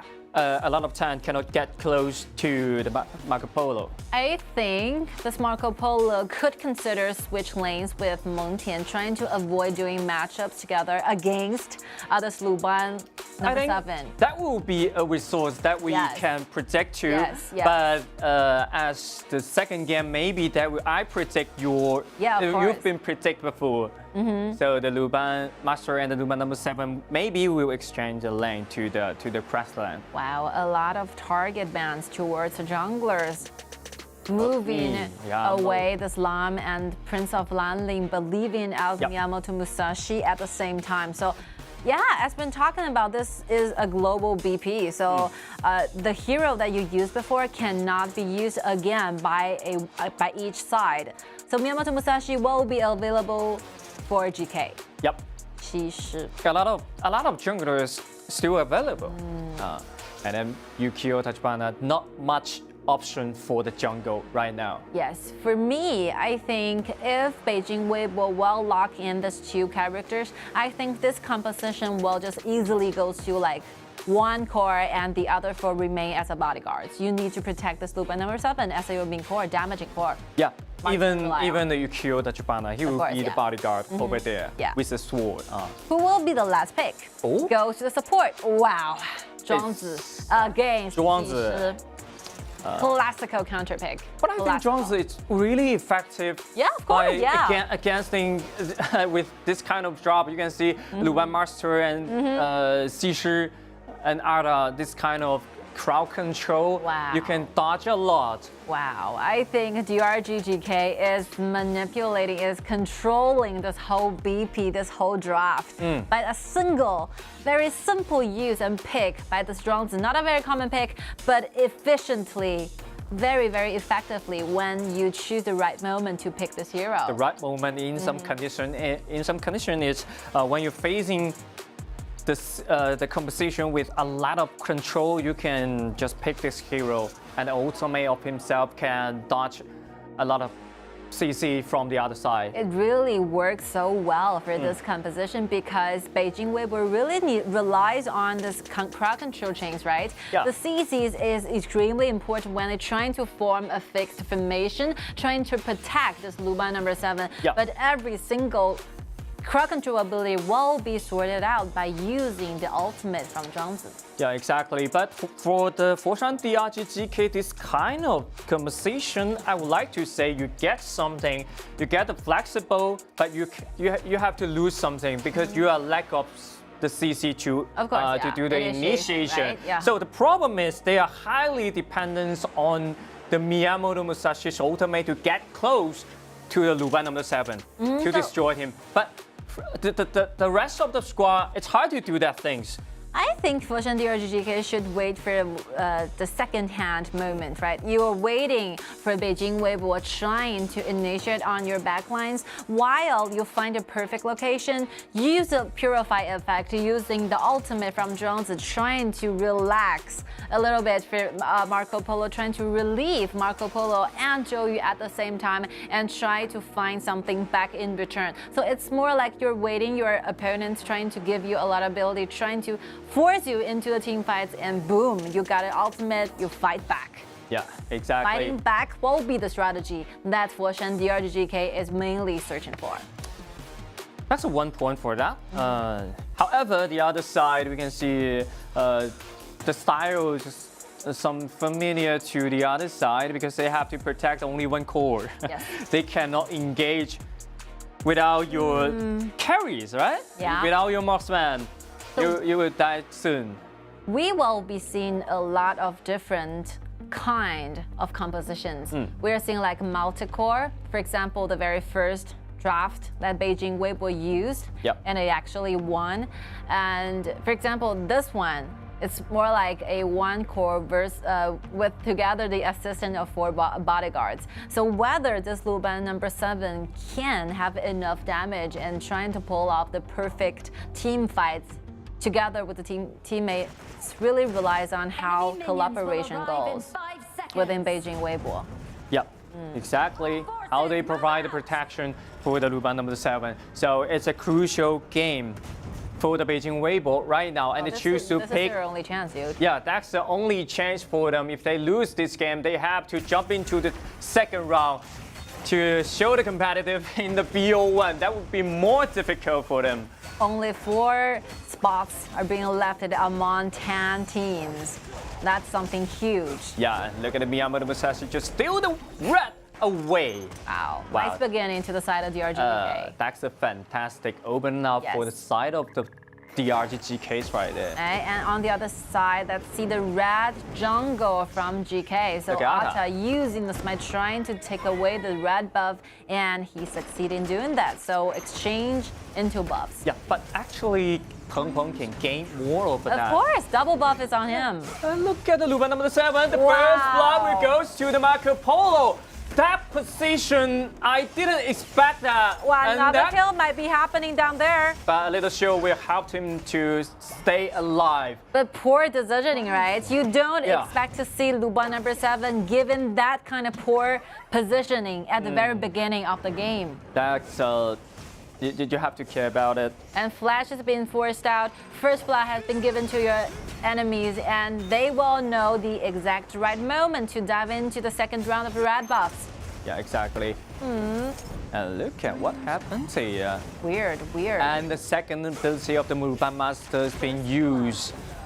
You know, it's a weird thing that Luban number 7 choose to go around this wolf instead of just Look at that going near the position river. once again. Oh. But he can strike back, and a great trade of that. Good one. We spent a lot of time talking about what kind of decisions that Chelsea actually did. Yeah. But, you know, he answered our question by gaining this kill. Exactly, and we can. Okay, it's totally understandable. It's our fault. But You it's know- luckily to see that because we can see a lot of critical damage Yeah, from yeah, his yeah, yeah. passive. Sorry to say that about you, Chelsea. Sorry. Mind-blowing it is. So we should still have a lot of inspection of that. Yeah, sorry to be so critical on you. Oh, the Look at second the of Blade beautiful swapped strike him down back. too. And nice assistance, you know, together with Luban, using the second ability, using the chase, trying to go back to where it's safe enough. Yeah, what I lose before, I'll gain back by myself. Yes.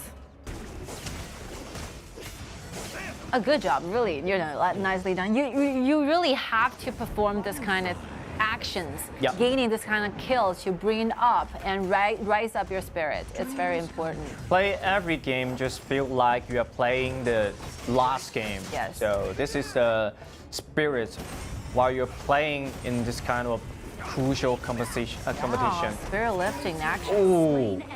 The performance right there is trying to do something, but gets stuck by the Arthas right there.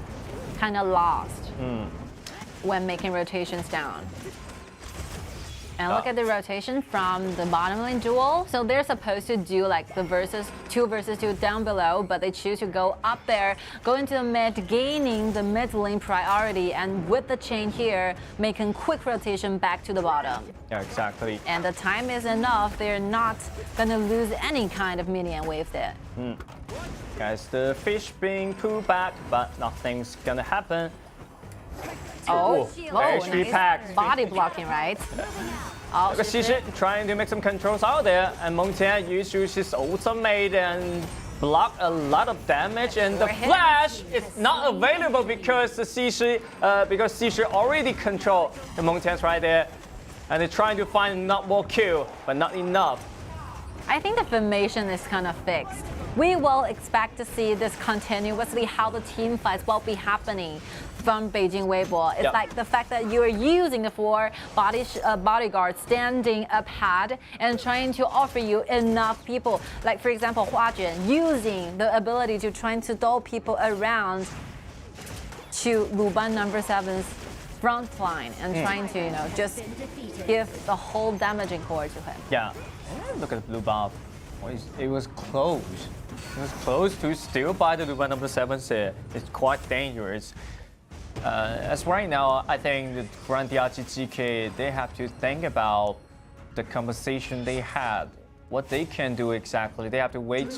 They have to wait for the Marco Polos to stay in the strong period because they have not enough damage and not CC to stay anyone in return. And right now, another force is coming in, and then the Purify is being forced out.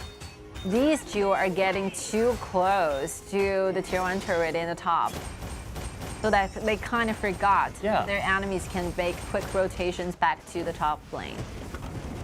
Beijing.WB, they played very aggressive in the early game, even though with the single cores out there. But a lot of CC can create a lot of opportunity to create a team fight. Yeah, even though Beijing.WB does not gain any kind of kills over that rotation, but they successfully forcing out a Purify out of Marco Polo, which will be really important for this marksman to stay alive, to do the damage during the team fights. Especially from Sishi's CCs out there. Yeah. And not only the Purify, but also Guy's ultimate as well, right? Yep. Zhangzhou just there on the top lane. Something just like that. So you have to make sure that two ability available before the team fight. But the red still by the Luban number 7. Actually, Miyamoto Musashi trying to keep the ramp up to the Marco Polo because it's a crucial factor in this game. But yeah, they failed to do that. You know, Qiaoxi is a very young player who basically only have been played for 2 or 3 seasons. And one of the most famous character this player actually mastered will be Luban number 7. Yeah. He used to be a member and a player for Hangzhou LGD, and he got to Beijing.WB in the beginning of the year.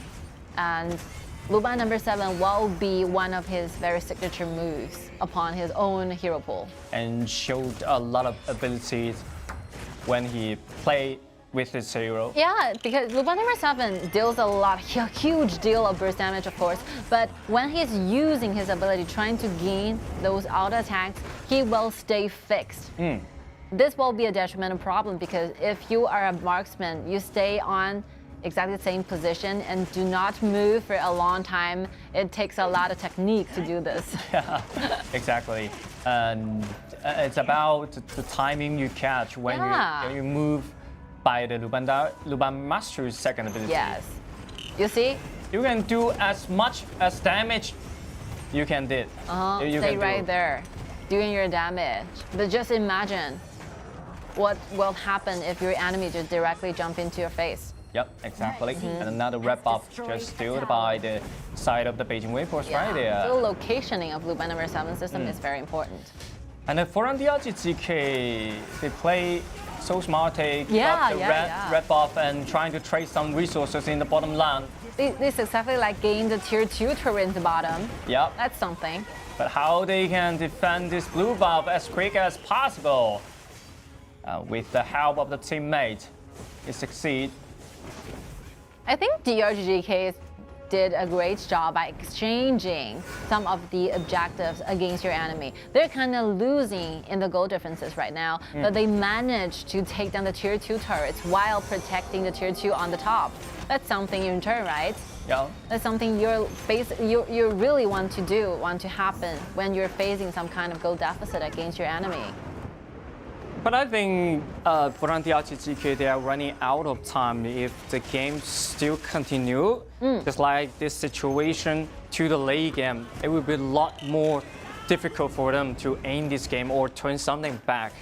I think they will keep their outer turret in the mid alive as long as they keep this Qingfeng alive. Yeah. You have Joey in your composition. Oh, look at Pena is in a dangerous place and he locked the Caesar right there. Can you do the trade? The answer is no. No. Peng Peng is really trying his best to find the opportunity, trying to get closer to the backline, trying to separate the whole formation of Beijing.WB, trying to take one bodyguard away, but does not manage to do this. You cannot finish the side lane pushing because you don't have any information in the river. Yeah. You don't have any vision and information that can provide by your teammate. So you lose a lot of control of the map. 2,000 gold lead. in favor of Beijing.WB. Yeah, 10 minutes. That will change a lot of things from this Shadow Overlord. Yeah. After 10 minutes, the Overlord will offer you an extra bigger version of the Tyrants, of the Vanguards that we've seen before. And this Vanguard will be much tankier than the early ones. Yep. And which will help you a lot when you're trying to take down the turrets. Like, for example, all the Ultra One turrets. But the jungler should really choose one route to put this bigger version, this Shadow Vanguard here. So in this match, Beijing.WB actually choose to put it in mid because they really want to get rid of this mid turret. Yeah, exactly. And the Vanguard's coming. But luckily, the Marco Polo is one of the best guys to clean up with, to clean the Vanguards right there. But they've been zoomed away by a lot of AoE, and the Marco Polo have to recover back to the fountain. Two Vanguards are being shredded very low. I think DRGGK can safely protect their high ground tower in the mid. So together with the help of Joey and Marco Polo, I think cleaning waves won't be a problem to GK. Yep. The only thing is that, as you mentioned, as Jacob mentioned before during the BP stage, they lack of the ability to try and to initiate and engage into team fight. This will be a huge problem when they're facing the fact that Beijing.WB will constantly trying to push the waves and minion waves onto a high ground tower. And the most important thing is the CC from CC is more frequently than the Zhuangzi's 侯成梅. Ah, yes. Yeah. So after deal the final blow to the Shadow Tyrant, you have to gain extra damage during the team fights. So Beijing.WB is gaining every single objective, every single dragon available on the map, trying to gain back the score because it's GK's game point. It's very important. Once Beijing.WB lose it, they'll drop directly into the second round of the KPL region. You don't want to face another and new enemies right there. Yeah, that's another thing on that. You can see Meng Lan's being forced everything out. So he have to go back and take some recover. But they have to stay in the high ground because everywhere is in danger. Pure Sky being made it, it's okay. So Chelsea will stay in a rather safer environment using this equipment. Luban number 7 already decked out in 12 minutes. Yeah. What a horrible goal he had. Definitely, yeah. Very fast farming up speed. So quick. I think quick. GK is feeling extra miserable. Yeah, already 11,000 goals right there. Look at Marco Polo, 8,400. Wow, for this single match, I think Meng Lan really struggles a lot. Yeah, for an whole daybreaker. Yeah, he's been like struggling start from the very beginning during the matchup versus Luban number 7 and Luban together. And right now he's facing another nightmare happened when the fact that he have to deal a lot of damage trying to keep himself safe when protecting their high ground tower. Exactly. But the only thing they can Oh! do is to play passively in that. Wow. Sishu is on the backside, and look at the teammate, they back up so Wow. quick, and they can find the double kill. Wow, good in the bottom left. ambush That's a strategy. good timing they found. But look at the high ground tower on the top. The soldiers are creating such a huge pressure. So Qingfeng have to go back, retreat back to the base, while Chelsea was trying to gain some opportunity here by dealing a lot of damage on Zhuangzi. And okay, he actually take a lot of damage from the Luban number 7s right there as Bai Shou issues ultimate, but still not available to jump in. So look at the damage right there, and force another flash out to keep him alive. That's the damage that we're looking for, right? Only there's a saying in the What the damage of that? Like late game, the hero, the god of late game will be Luban number 7. Stayed legendary for all the time. We have witnessing a lot of, marksmen with high flexibility, dash in, dash out, find ways to create the damage. But Luban number 7 is one of the oldest hero we have in the HOK. But you have to trust hero. You have to have faith in this particular hero. Yeah, exactly. As long as you have the items, we're always dealing a lot of burst damage to your side. Yes, especially when Luban number 7 has been decked out. Oh, I love this hero so much. It's easy, right? Easy to handle, easy to master, and give you a lot of things in return once you are fully decked. Yeah, especially you have a great support like Luban Master. Always follow your step. A good character, you can fully heavily rely on. He will never let you down. Yep, exactly. So absolutely, for DRGGK, they find a little opportunity to turn something back, but Zimbabwe by 3 members of the Beijing.WB is still in some struggle situation right now. I think GK is trying their best.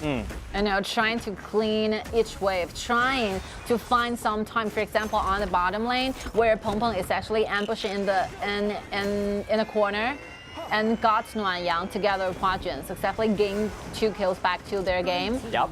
But, as long as Chelsea stays alive, there's no way GK can make their route out of their own base. Yep, Chelsea, Luban number 7 is the biggest problem for the DRGGK right now. Pure Sky can change to the Sage Sentry when the Pure Sky is being used during the team fight. It's enough gold to build the resurrection of that. After casting for the entire match of this game, you will have a sense of idea that initiation, that crowd control ability is really needed for a composition to work. Yeah. Because GK spends nearly 15 minutes to wait for a right moment to dive into, trying to initiate, trying to get closer to Chelsea, but can't find the right moment to do this because there's no crowd control there. No crowd control, but a lot of bodyguards just surrounding Luban number 7.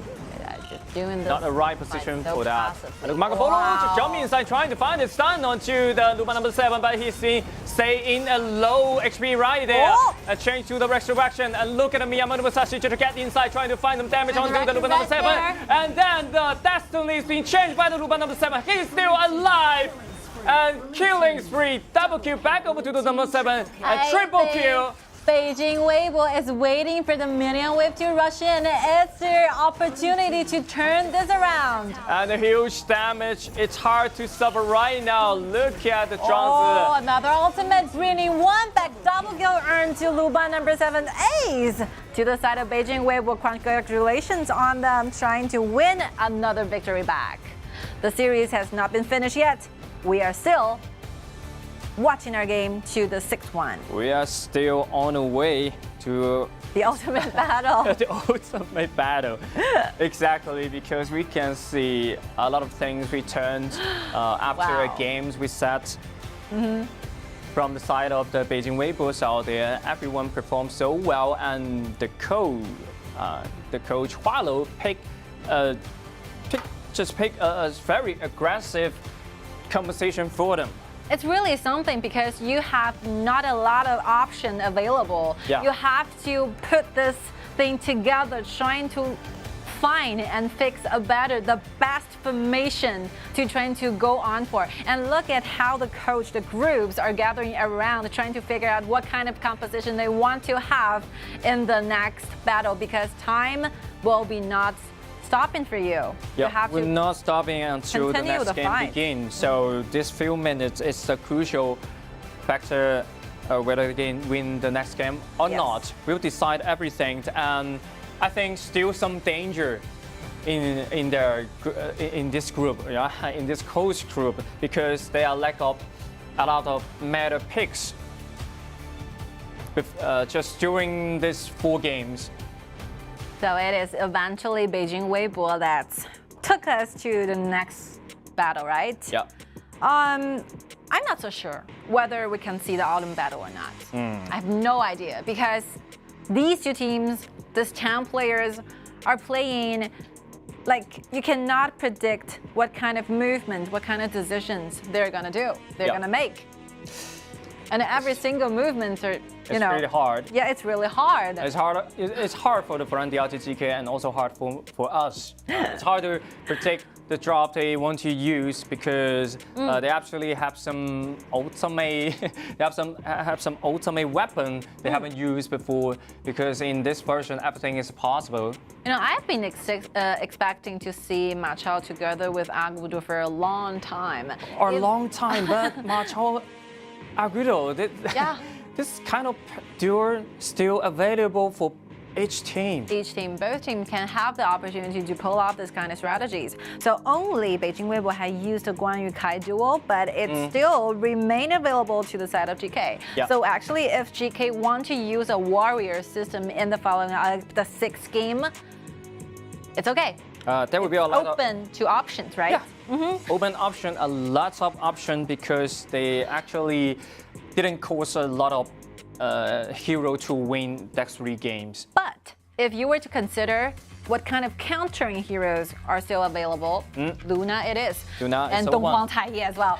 Okay, so the MVP goes for Chelsea, the Nuba number 7 from Beijing.WB, 51 damage, 30% gold, damage taken 28%. Can you see the marksman just take such that That's damage? a new record. That's a new record. Yeah, he's a tank, he's an assassin, and also he can also play as a turret.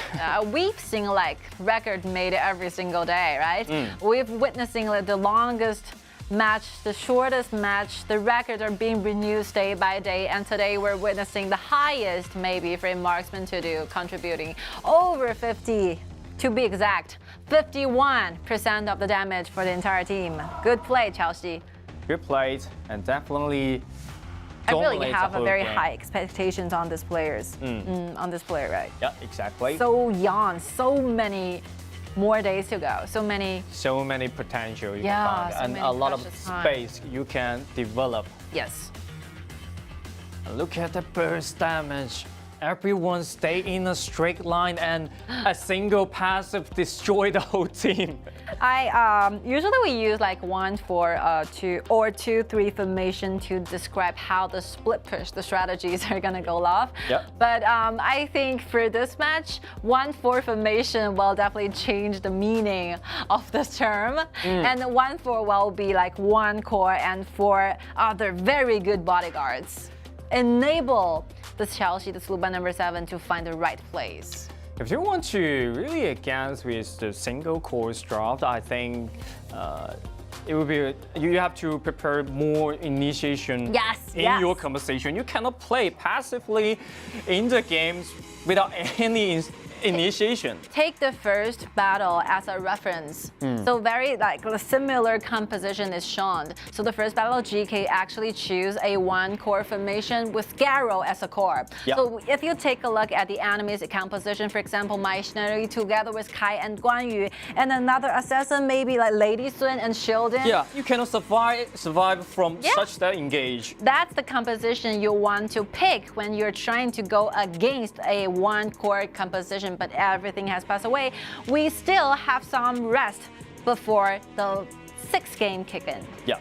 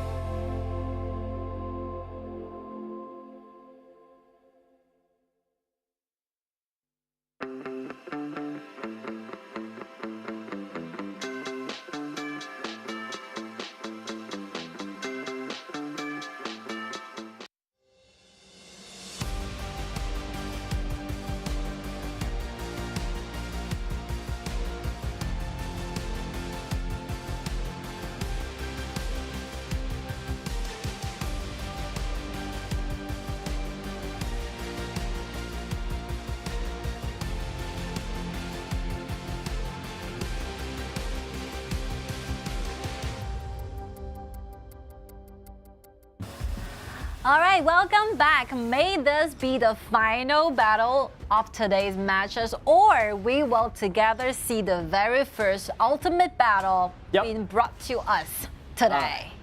I don't know. Because what they performed before, just like we are on this way, to the ultimate battle. Yes. And the Beijing.WB, they get themselves back a single point, but still a point behind the Foshan.DRG.GK. Yeah. The scores right now is 2-3. So still the game point for the Foshan.DRG.GK. They cannot lose any focus on that.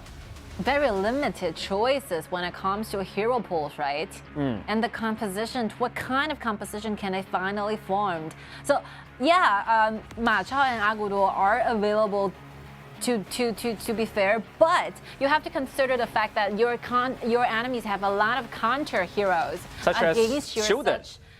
Yeah, Shielded, Luna, Dong Huang, Tai, a lot, even Zhang Liang goes to the support or the mid are available. Yeah, we'll talk about a lot of meta pick. Maybe we'll show up in this stage, but it depends on the situation.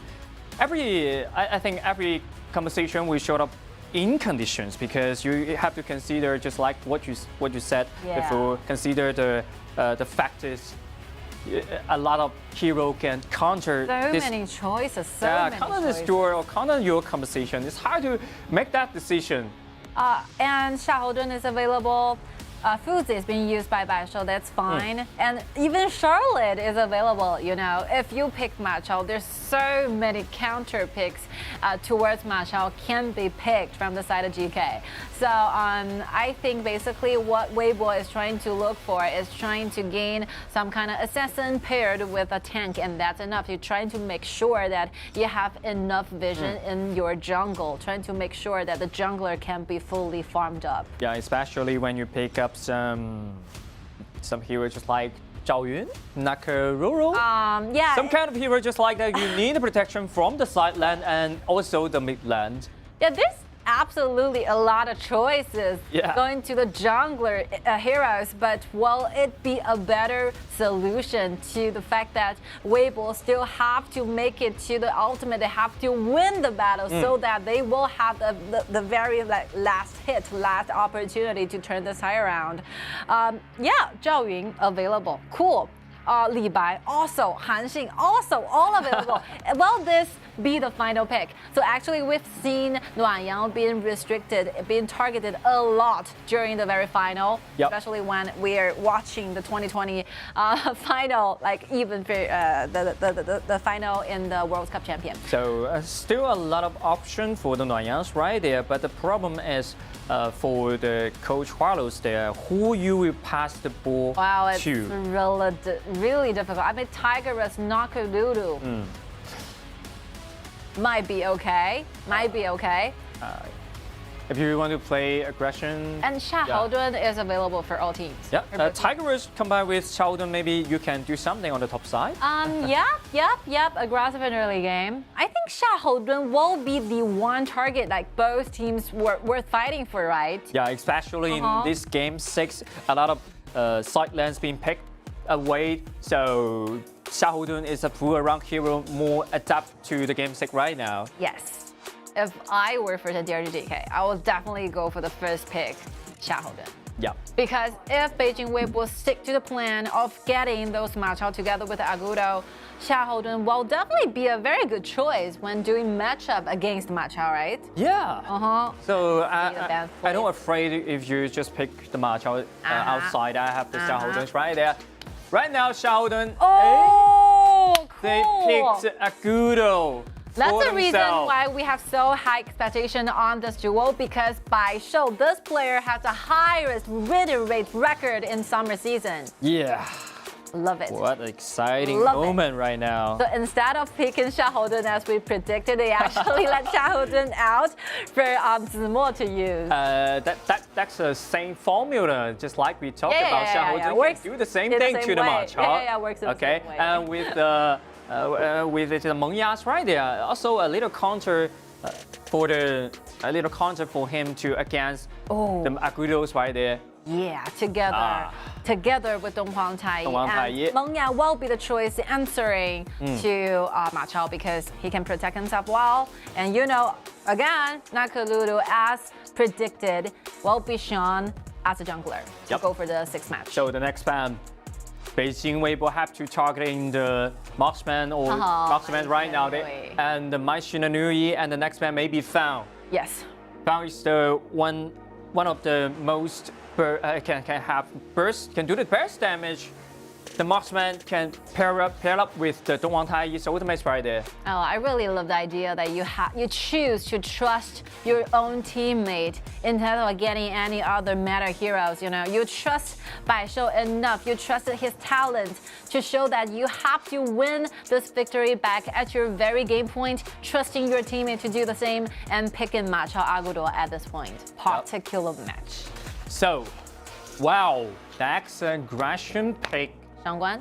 Is that will luck or not? It's okay. I think it's a totally acceptable when you want to put everything you have in the early game, trying to gain the kills, trying to just put as much stress as possible to this Ma Chao. Yeah, exactly. Trying to focus on either lanes because they are going to choose a marksman after all, and Lady Sun will be the choice from the side of GK. And paired up with a mage, Wu Zetian goes into the mid, trying to offer the whole team more crowd control. Just because you can to do the initiation by the single ultimate, just like the Forsaken contract on this on the Dong Huangtai right there. So Wu Zetian definitely a good choice for them. And then the last pick. Clever move, sneaky move of taking this Zhang Liang away. It's very important because Zhang Liang can use his ultimate trying to get initiation on Dong Huangtai, cancelling out Dong Huangtai's ulti. That's very important. And Zhang Liang also can play as a support. Who will be the final choice? Oh? Zhangzi again? Zhangzi, once again, but I think his ultimate is not available to against the Dong Huangtai's ultimate. What you have to take the damage. You have to take the damage. I was thinking about the choice maybe goes to Sun Bing. You know, Sun Bing together with Xiaodun, giving the acceleration, going 2 versus 2 in the bottom lane, trying to duel to pair up with Meng Ya. But yeah, this pick of Zhuangzhou really surprised me a lot because there's no way that you can use Zhuangzhou to disinfect this Dong Huangtai's ultimate. It's not working that way. The only thing you can do is dodge some crowd control from the Wu Zetian. Maybe Wu Zetian. Maybe that would be some hero which the initiation will better than that, because right now they actually only can play passively with this kind of job. You can only engage with Xiaodun's ultimate or first ability.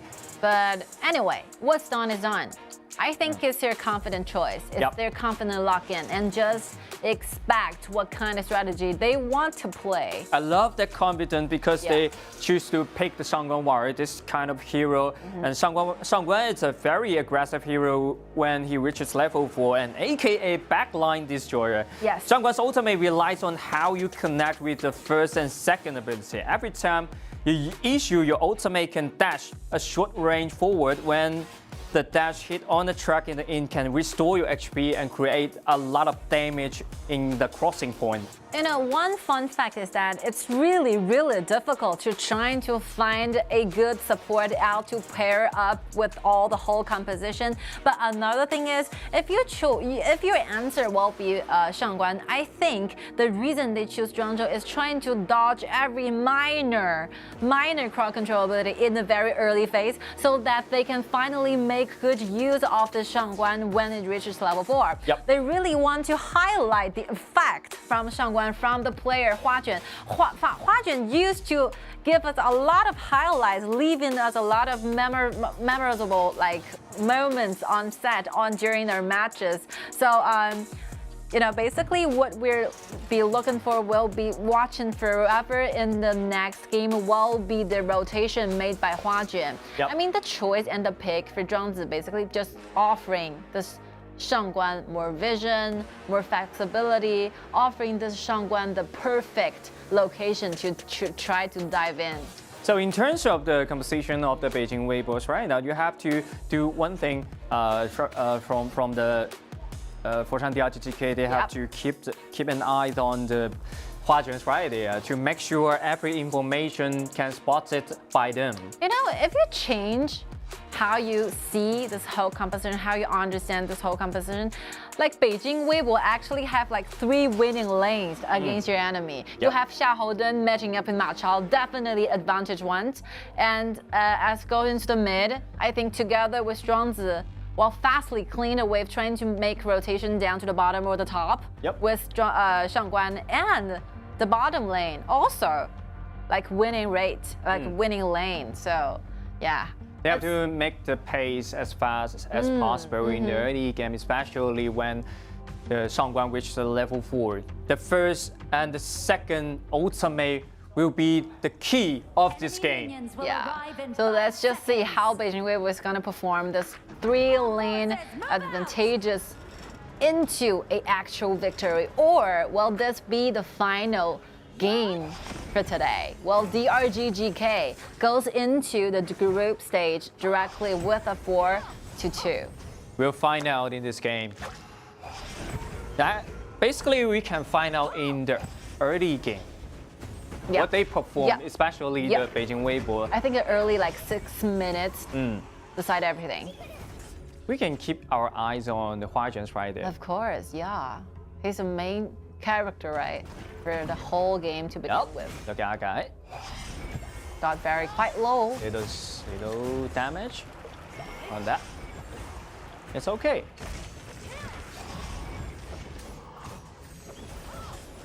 Again, rotates back to the mid. The mid lane priority is what Beijing Weibo is looking for. There will be a harmless time until Huajuan reached the level 4. Look at our guys right there. It's in danger. Release the second ability and go outside. Huajuan, first blood, go back over to the Baishou's right here, and then another kill, double kill for Baishou. I think that probably finish off all the fantasies for Beijing Weibo, since you have lost 2 kills over look to the Chelsea, warrior. they want to strike back as Meng Ya starts to strike back, make some damage inside, but it's not enough to finish the kill. Nice combo over there. Actually, Chelsea came right over, brought Baishou really low on HP, but Peng Peng's first ability managed to bring back a little bit HP back so that Baishou can stay alive. Let's see the replay right here. So actually, Baishou is waiting for the right moment, trying to gain the gold and experience by using this mid lane wave. And Wu Zetian offers a lot of crowd control for Baishou to dive in, gaining the very first blood, and basically the rest 2 team members are given the second kill over to Baishou, trying to build up a monster. Yeah. Wow. What a play of that. Yes, what a play, what a play. But for the Beijing Weibo, that would be a little bit dangerous. Oh, a little bit won't be a term I am gonna use to describe this kind of scenario, this kind of situation. That would be a big problem, right? Yeah, now. big, huge problem, huge stress. Because you cannot accept the fact that Huajuan has been killed once. So it's kind of delaying. But can he lose this problem or not? The answer is yes, I can lose a little bit for that. Get to level 4 eventually. And the first ability seems not bad for that. So that's the timing he catch. And then start up the pace, turn something back. Now we're looking forward to see the second ultimate from Huajuan. Good movements, you know. You never give up on something. Yeah. Once you reach level 4, it's what you should do when you're playing Shangguan. You have to play in a gaming style which is extremely aggressive. You will have to look for every single opportunity you get in hand and trying to gain the kills and trying to bring the whole atmosphere up for your entire team. Yeah. Lift the spirit is what we were looking for. So what will be the next move from GK? Tyrant has been defeated. Let's see. But the Taiwan's been taken by the Beijing Weibos right now. There's no vision there. 1 kill and the Tyrant, it's enough encouragement for them to play a lot more well in the early game. But the good news is that Baishou actually are having 2 lanes.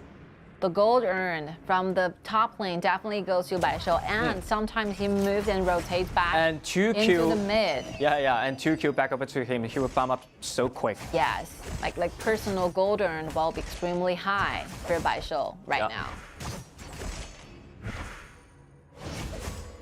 Yeah, look at Shangguan's been found in the bush, and now it's been 4.5 minutes. They can push this outer turret. It's gonna be harder and harder for each time Huajuan wants to land in the ultimate, because once Guy has the ultimate, which is level 4, he will use his ultimate trying to lock down Huajuan every single time. Yep. It's extremely hard. Oh, look at Huajuan just jumping inside with the flash, and all the damage just get inside the cloud. And that's another kill. Back over to the side of the Beijing.WB. It's a well play of that. Yeah. Everything trigger in a sudden. So Huajuan is looking for the only one opportunity where Baishou and Guy are not in the front line. So there's no Donghang Tai, there's no threat of the ultimate. He just fly to wherever he wants to go. Yeah, that's what we call Huajuan. So decisively when he issued this ultimate. We have a nickname for Huajuan in Chinese. We call him Juanxi. The C stands for center. Yeah, Juanxi really made something happen, miracle happen there. Choose to avoid going forward against your enemy. And he's really showcasing the power in what he's playing at. It's AP assassin. Shangguan. Yep. It's really difficult for this kind of hero to trying to look for those kind of opportunity. It's really limited. It's easy for you to fly up and do some damage, but it's hard for you to improve the upper limit of this hero. Of course. Has destroyed a tower. Especially when you're going against Donghang Tai. You've tried a lot trying to find the location, and by a simple act. So they have to do some damage onto the Donghang Tai right there, and the flash will keep Zimo stay in the safe place. Another good play. Zimo is using his body trying to force out the ultimate from Guy from Donghang Tai. Yeah, somebody have to take this damage, right? Yeah. Have to take this Forsaken contract. So after Donghang Tai has used the ultimate, there's nothing that the members from Weibo will be afraid of. And now it seems, guys, Donghang Tai is like a window that the Beijing.WB willing to break out with. Yes. They're looking for some opportunity right there, and they find like Donghang Tai's ultimate in return. I think gaining and making Kai forcing out of the ultimate from Donghang Tai will be one main target from Weibo in the next team fights. It's a crucial target when Donghang Tai's stem or ultimate is unavailable. Huajuan can do a lot of things in the team fight. For the Foshan.DRG.GK, need some time. Take their times to farm up, especially the Wu Zetian and the additions right there. It's very, very late game here. Yeah, Master Agony is not enough for Wu Zetian to deal damage, and Meteor together with a Master Sword is insufficient indeed. Yep, so expensive for. Oh, the contract's been locked. Okay. But that's a trade. But that's a fair trade of that. Look at Baishou trying to get inside and find more damage. But the moment we stop the way. So it's a 1-to-1 trade, but still in favor for the DRGGK because they lost the support, but they have gained the Nakaruru in return. And the Nakaruru, it's in a good farming, so killing the jungler of the Beijing.WB is a good choice. Yeah, being absent for a little while for Nakalulu in this time of moment is very, very fatal because it's during the very mid game where Nakalulu really needs to spend a lot of time doing farming up, eating as much as resource as possible. Yeah. But this time, when Nakalulu goes down, he have to cost at least 1 minute to go back there and trying to gain more.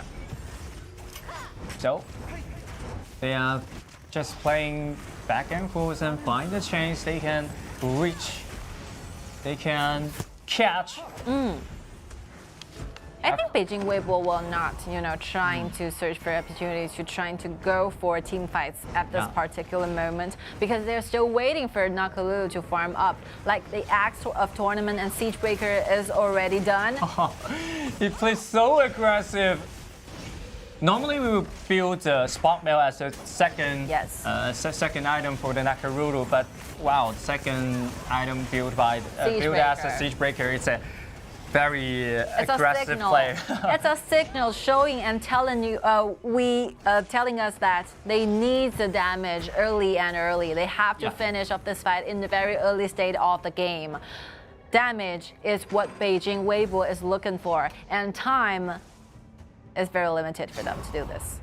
Which means if Nakaruru jumps in, have to trade at least a carry out of the table.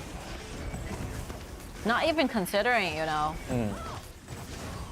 building the spike smell. Okay, 10 minutes it is. 10 minutes. That will be change a lot of things on that. Look at Lady Sun's being caught by the Childers right there. But look at the Mengya, the Forsaken contract is connected him and destroyed in a second. Chelsea is being founded by the Akai. What a well play of Akai. So every single team fight result in a 1-to-1, but fortunately for DRGGK, they managed to take down every single damaging core. The first time will be Noyon Nakaruru, the second one will be the marksman Chelsea. Yeah. You have to pay a little more attention for the Donghang Taiyis right there. So Beijing.WB, if they want to engage into team fight, the only thing they have to remember, they have to do the same thing they did before. They have to force out the damage from the ultimate from Donghang Taiyi. That's the only way they can win the fight. Exactly. Yeah, but excepting for doing this, they actually let Zimo using the flash trying to get on Lady Sun. That's wrong. That's a poor decision.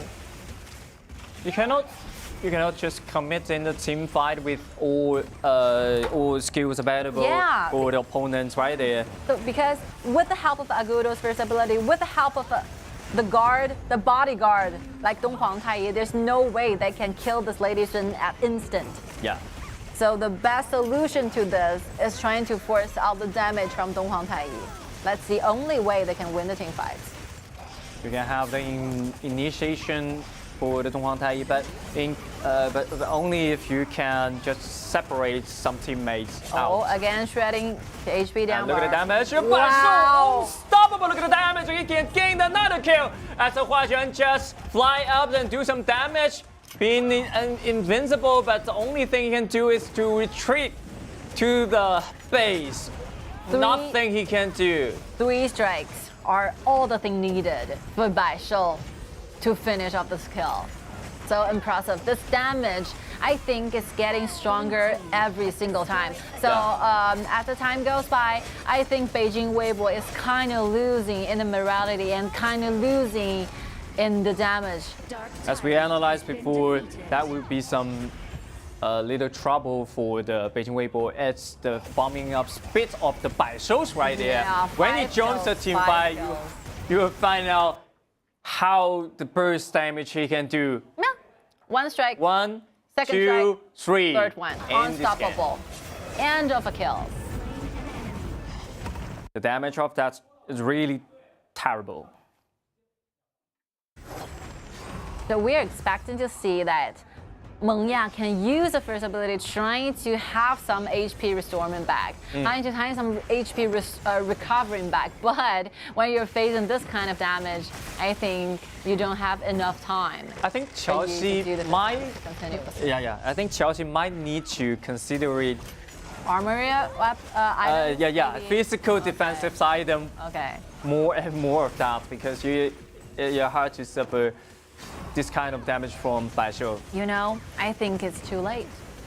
I think it's too late, to start building up those defensive items to protect himself. The third item he built is Succubus Club. Kitty not trying to go against the magical damage, but I think the physical one will be, giving him more stress. He didn't notice the danger from the Bai Shou. So now, as you said before, too late for that. It's too late for this. You know, even Xingyu is trying to build up a support item, trying to offer more shield and protection to marksman. It's not enough. That's Not a enough. little shield of that. Yeah, whisper of the wind. It still needs a lot of time to trying to upgrade into a Winds of Redemption. But since they're in this kind of game, I think there's a very limited gold distributed to the support. Yeah, exactly. We can see the goal gap becomes smaller and smaller. Foshan.DRG.GK, they are chasing back just right after that team fight. And then another team fight will start in here or not. As Zhang Zhou has been taken in halves, you have to recover. You cannot join the team fight with such kind of rich HP. Oh, it's too hard a battle. It's too hard a team fight for Beijing.WB to handle right now. Yeah. I mean, the whole format, the whole standing, this whole position is just so well arranged in this particular game where GK really did a great job there. And Wu Zhedong should automate and Yeah, this is secure. secure the vision, the information of the Beijing.WB. And secure the Overlord as well. And if Weibo really wants to clean a wave, that might be a little hard because those characters are not that fast wave cleaners. In the whole HOK game. Maybe Shangguan can clean some waves, but Even Shangguan is building, you know, trying to buy some defensive items right now. we have to do this. It's like a rare incident to see. Yeah. Not very often do you expect Shangguan to build a defensive item. Oh, the So- ominous permission will be the choice. So that shows the threat of from the Ma Chao's right there. Yeah. It's huge. The pressure So is impacting everyone. ominous premonition will be the one that Shangguan is looking for because he need trying to build up more HP bars. Yep. And trying to endure those physical damage from Ma Chao. Exactly. Look at the Shadow Tyrants right there. They want to force a team fight as they found the Lady Sun, but not enough to get inside. And the Splendor he shoots out and keep him stay alive as Mongya he went too deep and he have to die inside. But the rest of the teammates managed to cake up a lot of kills right now. 3 members are down for the side of Beijing.WB. I think Foshan.DRG.GK is looking for the ending of this match. They want to end this game. It's a big dragons right there. The Vanguard is right there. The Huazhen just jumping inside trying to find some damage, but it's not enough for any kill of that. Legendary. And then Nakamura destroyed in the second. And ace for the team of the DRGGK. They will end this game. They will win this whole series. Foshan.DRG.GK will be the one going directly to the group stage. Good play by Foshan.DRG.GK, finally with a 4-2 victory against Beijing.WB. They have been lost a lot of fights when facing this particular enemy, starting from the very July of 2022, they have been defeated against Beijing.WB for so long, and this is the time of revenge. This is the time of going straight forward to the group stage. Yeah. Congratulations to GK. The revenge, it's successfully, and then the other side is for another goal.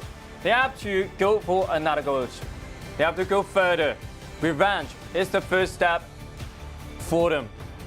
It's so nice to see them finally putting things behind themselves because Foshan.DRG.GK are definitely facing a lot of stress, a lot of problems being triggered after the playoffs.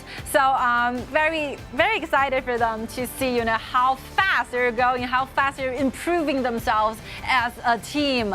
And, you know, it's really like spirit lifting. I would use the word to describe this because they choose to trust themselves. They use the one duo that they felt the most comfortable with, the most confident about. They used Ma Chao together with Agudo, gaining the victory to their side. And this duel, they just hold this trigger for a long time. The games, they finally picked this duel on this table in Game 6 and successfully to gain this point to win the whole game. So congratulations again of winning and taking the remaining spots to the group stage. They will be facing a lot of different enemies, different battles, different teams in that stage. But one lucky thing for them is that they have enough time to prepare. You know, they have enough time to do a lot of background search. But as for Beijing.WB, who will be facing more fierce battle in the following games, because they will directly join in the second round of KPL region qualifiers, while only 4 spots are remaining among the 10 teams. Only 4 spots out of 10 teams. Wow, that's you have to do your homework. That's 9 teams of that. Yes. A lot of homework you have to do, and then it's unpredictable.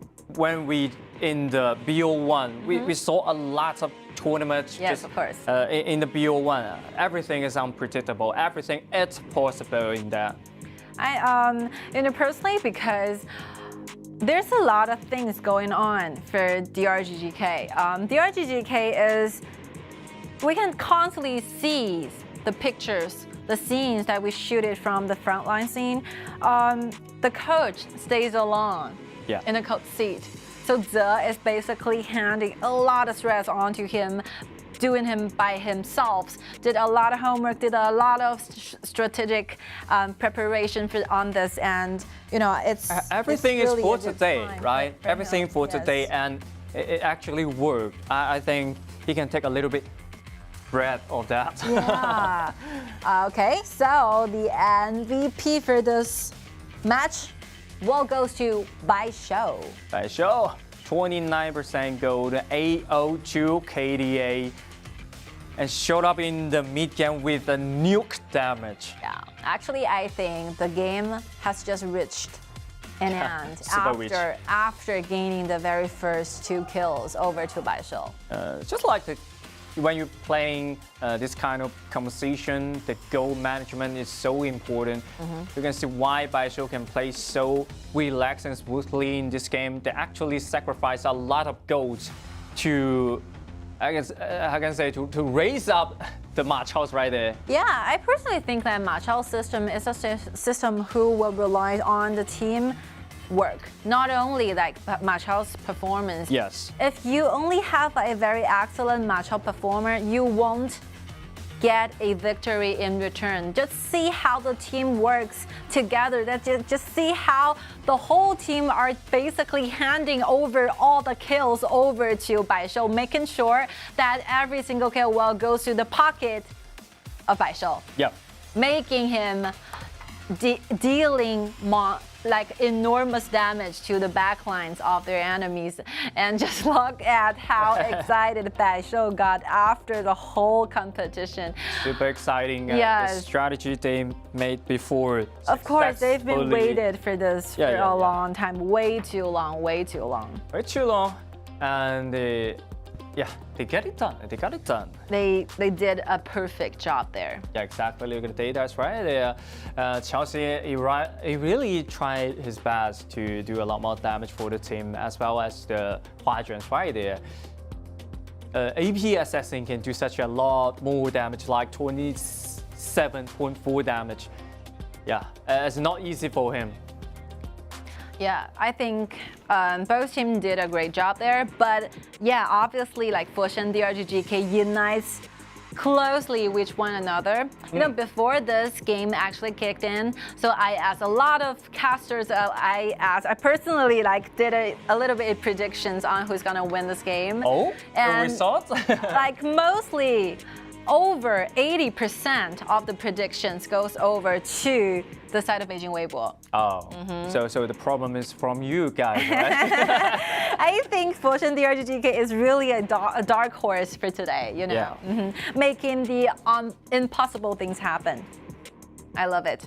So that's why it's so exciting to to watch the matches, just like in the Honor of Kings right there. So exciting to do that. And after winning the spot 2, the group stage, we have our honor to have a little bit interview with Qingfeng. Let's connect with our scene. Hello, 清风，跟我们打个招呼吧。Hello， 大家好，我是佛山DRGGK 清风。清风现在感觉怎么样呀？心情跟我们分享一下吧。就赢了就比较开心嘛，就不用打后面的 BOE 了。So I was asking Qingfeng what kind of feeling he had towards his victory. So the answer will be we're feeling quite stressed out because we can avoid going to the second round of those qualifiers. It will be very hard, and we are very excited. 清风今天啊，真的表现真的很好，拿了3局的小局的 MVP。觉得今天自己的表现怎么样？去评价自己的整体的这个水平的发挥呢？今天能表现好，主要是队友也非常的给力嘛，才给我表现的机会。Okay, so Qingfeng basically like have 3 MVP over the entire best of 7 matches. So the response from Qingfeng will be he think like the teammates performed even better and they have like cooperated in a very good way. So that's a reason why he performed this good and you know show a lot of gratitude to his teammates. 清风今天就是在比赛之前，对于这场比赛有做什么特殊的准备吗？整个团队？对于今天的比赛，主要是打好自己吧，让自己的失误少一点，我们应该就能拿下。Okay, so I was asking for the preparation they did before this matchup actually taken place. So the answer will be like we have to do the best, bring the best out of ourselves, and I think the rest we will leave it on the stage on our performances. We are feeling quite confident about today's matches. So 清风呢，最后其实这一次的世冠，你个人或者整体团队 GK 想给我们带来怎样的一个印象呢？分享一下你们的目标吧。我们的目标就是先进个4强吧。Okay. So the goal for the entire team and himself will be they're trying their best to get well into the qualifiers. I think it's probably easy. Yeah, qualifier is easy. Okay, 好 ，Thank you so much for doing this. 谢谢清风接受我们采访，继续加油。I like Qingfeng a lot. I love Qingfeng a lot. It's very cute and you can feel a lot of confidence from the inside. So becoming the final 4 might be their goal, and I think they really made a good impression, and I think they can probably get themselves there. Yeah, exactly. Okay. You can see the result of the match. Foshan.DRG.GK 4-2 and defeat the Beijing.WB, which means Beijing.WB have to jump inside the second round. And here we go. Let's see tomorrow's matchup: XYG versus Guangzhou TTG. But another excellent game will happen tomorrow. Yeah. Guangzhou TTG and XYG, 2 of the best teams from KPL. Also very looking forward to their performances in the future. Yeah. Tomorrow. And tomorrow's casting will be Nora and Mulay, so hopefully you guys can enjoy this. And we would like to thank you again for the whole company of today's, and we're looking forward to see you guys again for tomorrow's matches. See you, bye. Bye-bye. Looking forward to see you guys.